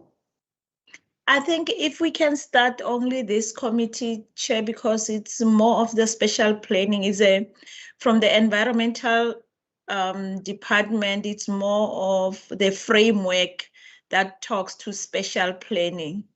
And after that, after we've gotten that briefing, is then that we can decide if we have to sit with the department, because like I said, I looked at the CT one, and the CT is more of also regulating the private sector in building and other things that are inclusive in their policy. But when you look at the department one, it's a framework, it's like a template. So I'm not sure if do we want to do that. I'm open for suggestions. Very much, Ms. Niekerk. I think if we could record that we would like a briefing at a future meeting of this committee on particularly the public comments, the period for public comment on that policy framework closed on the 13th of July, just over 2 weeks ago. And I presume the department is currently considering the public input. And I think what Honorable Maseko is asking, that we be briefed on that policy framework, particularly taking into account the public input that has been received, and to what extent that input has been or will be incorporated in the policy framework. Good. Then Honorable Murray. Thank you, Chair. Chair, I think that in terms of our oversight function, we should become more active and proactive. We talk about emerging farmers quite a lot, but I don't even know them. Only know 2, and that is the 2 Klutis. The one who Kalako took the farm away, and he had to return the farm. And the other one, the one we visited at Genatendal, who said he's been struggling to get them to sell the farm to him to no avail. How many more of those are there? Do we know how many emerging farmers are being assisted, and how many of them are not being assisted and they sit there with problems unresolved? Shouldn't this committee look at region by region? And if we want to get involved in oversight, we visit farmers who the record show has been empowered, and make sure, because we visited them, that they were in fact properly, sufficiently subsidized and capacitated. I would suggest that we do that we select the farms per region, that we visit all of them, and to, for ourselves, make sure that BBE works, economic empowerment works. Thank you. Is it on that topic, Honorable Maran? Yes, Chair, on that topic. And I fully agree with the Honourable Marais, Chair. As you can remember that there is a program basically involving 50 farmers, from smaller farmers to commercial farmers. And I know some of them basically have gone successfully through that particular program. And maybe, Chair, that for now that we focus on those. And I think Pluti is part of that. And also that we get an update from the department, Chair, out of that 50, how many have been successfully taken through that particular program to become commercial farmers. But also, Chair, and I agree with the Honourable Marais, that at some stage that we need to visit some of those farms also.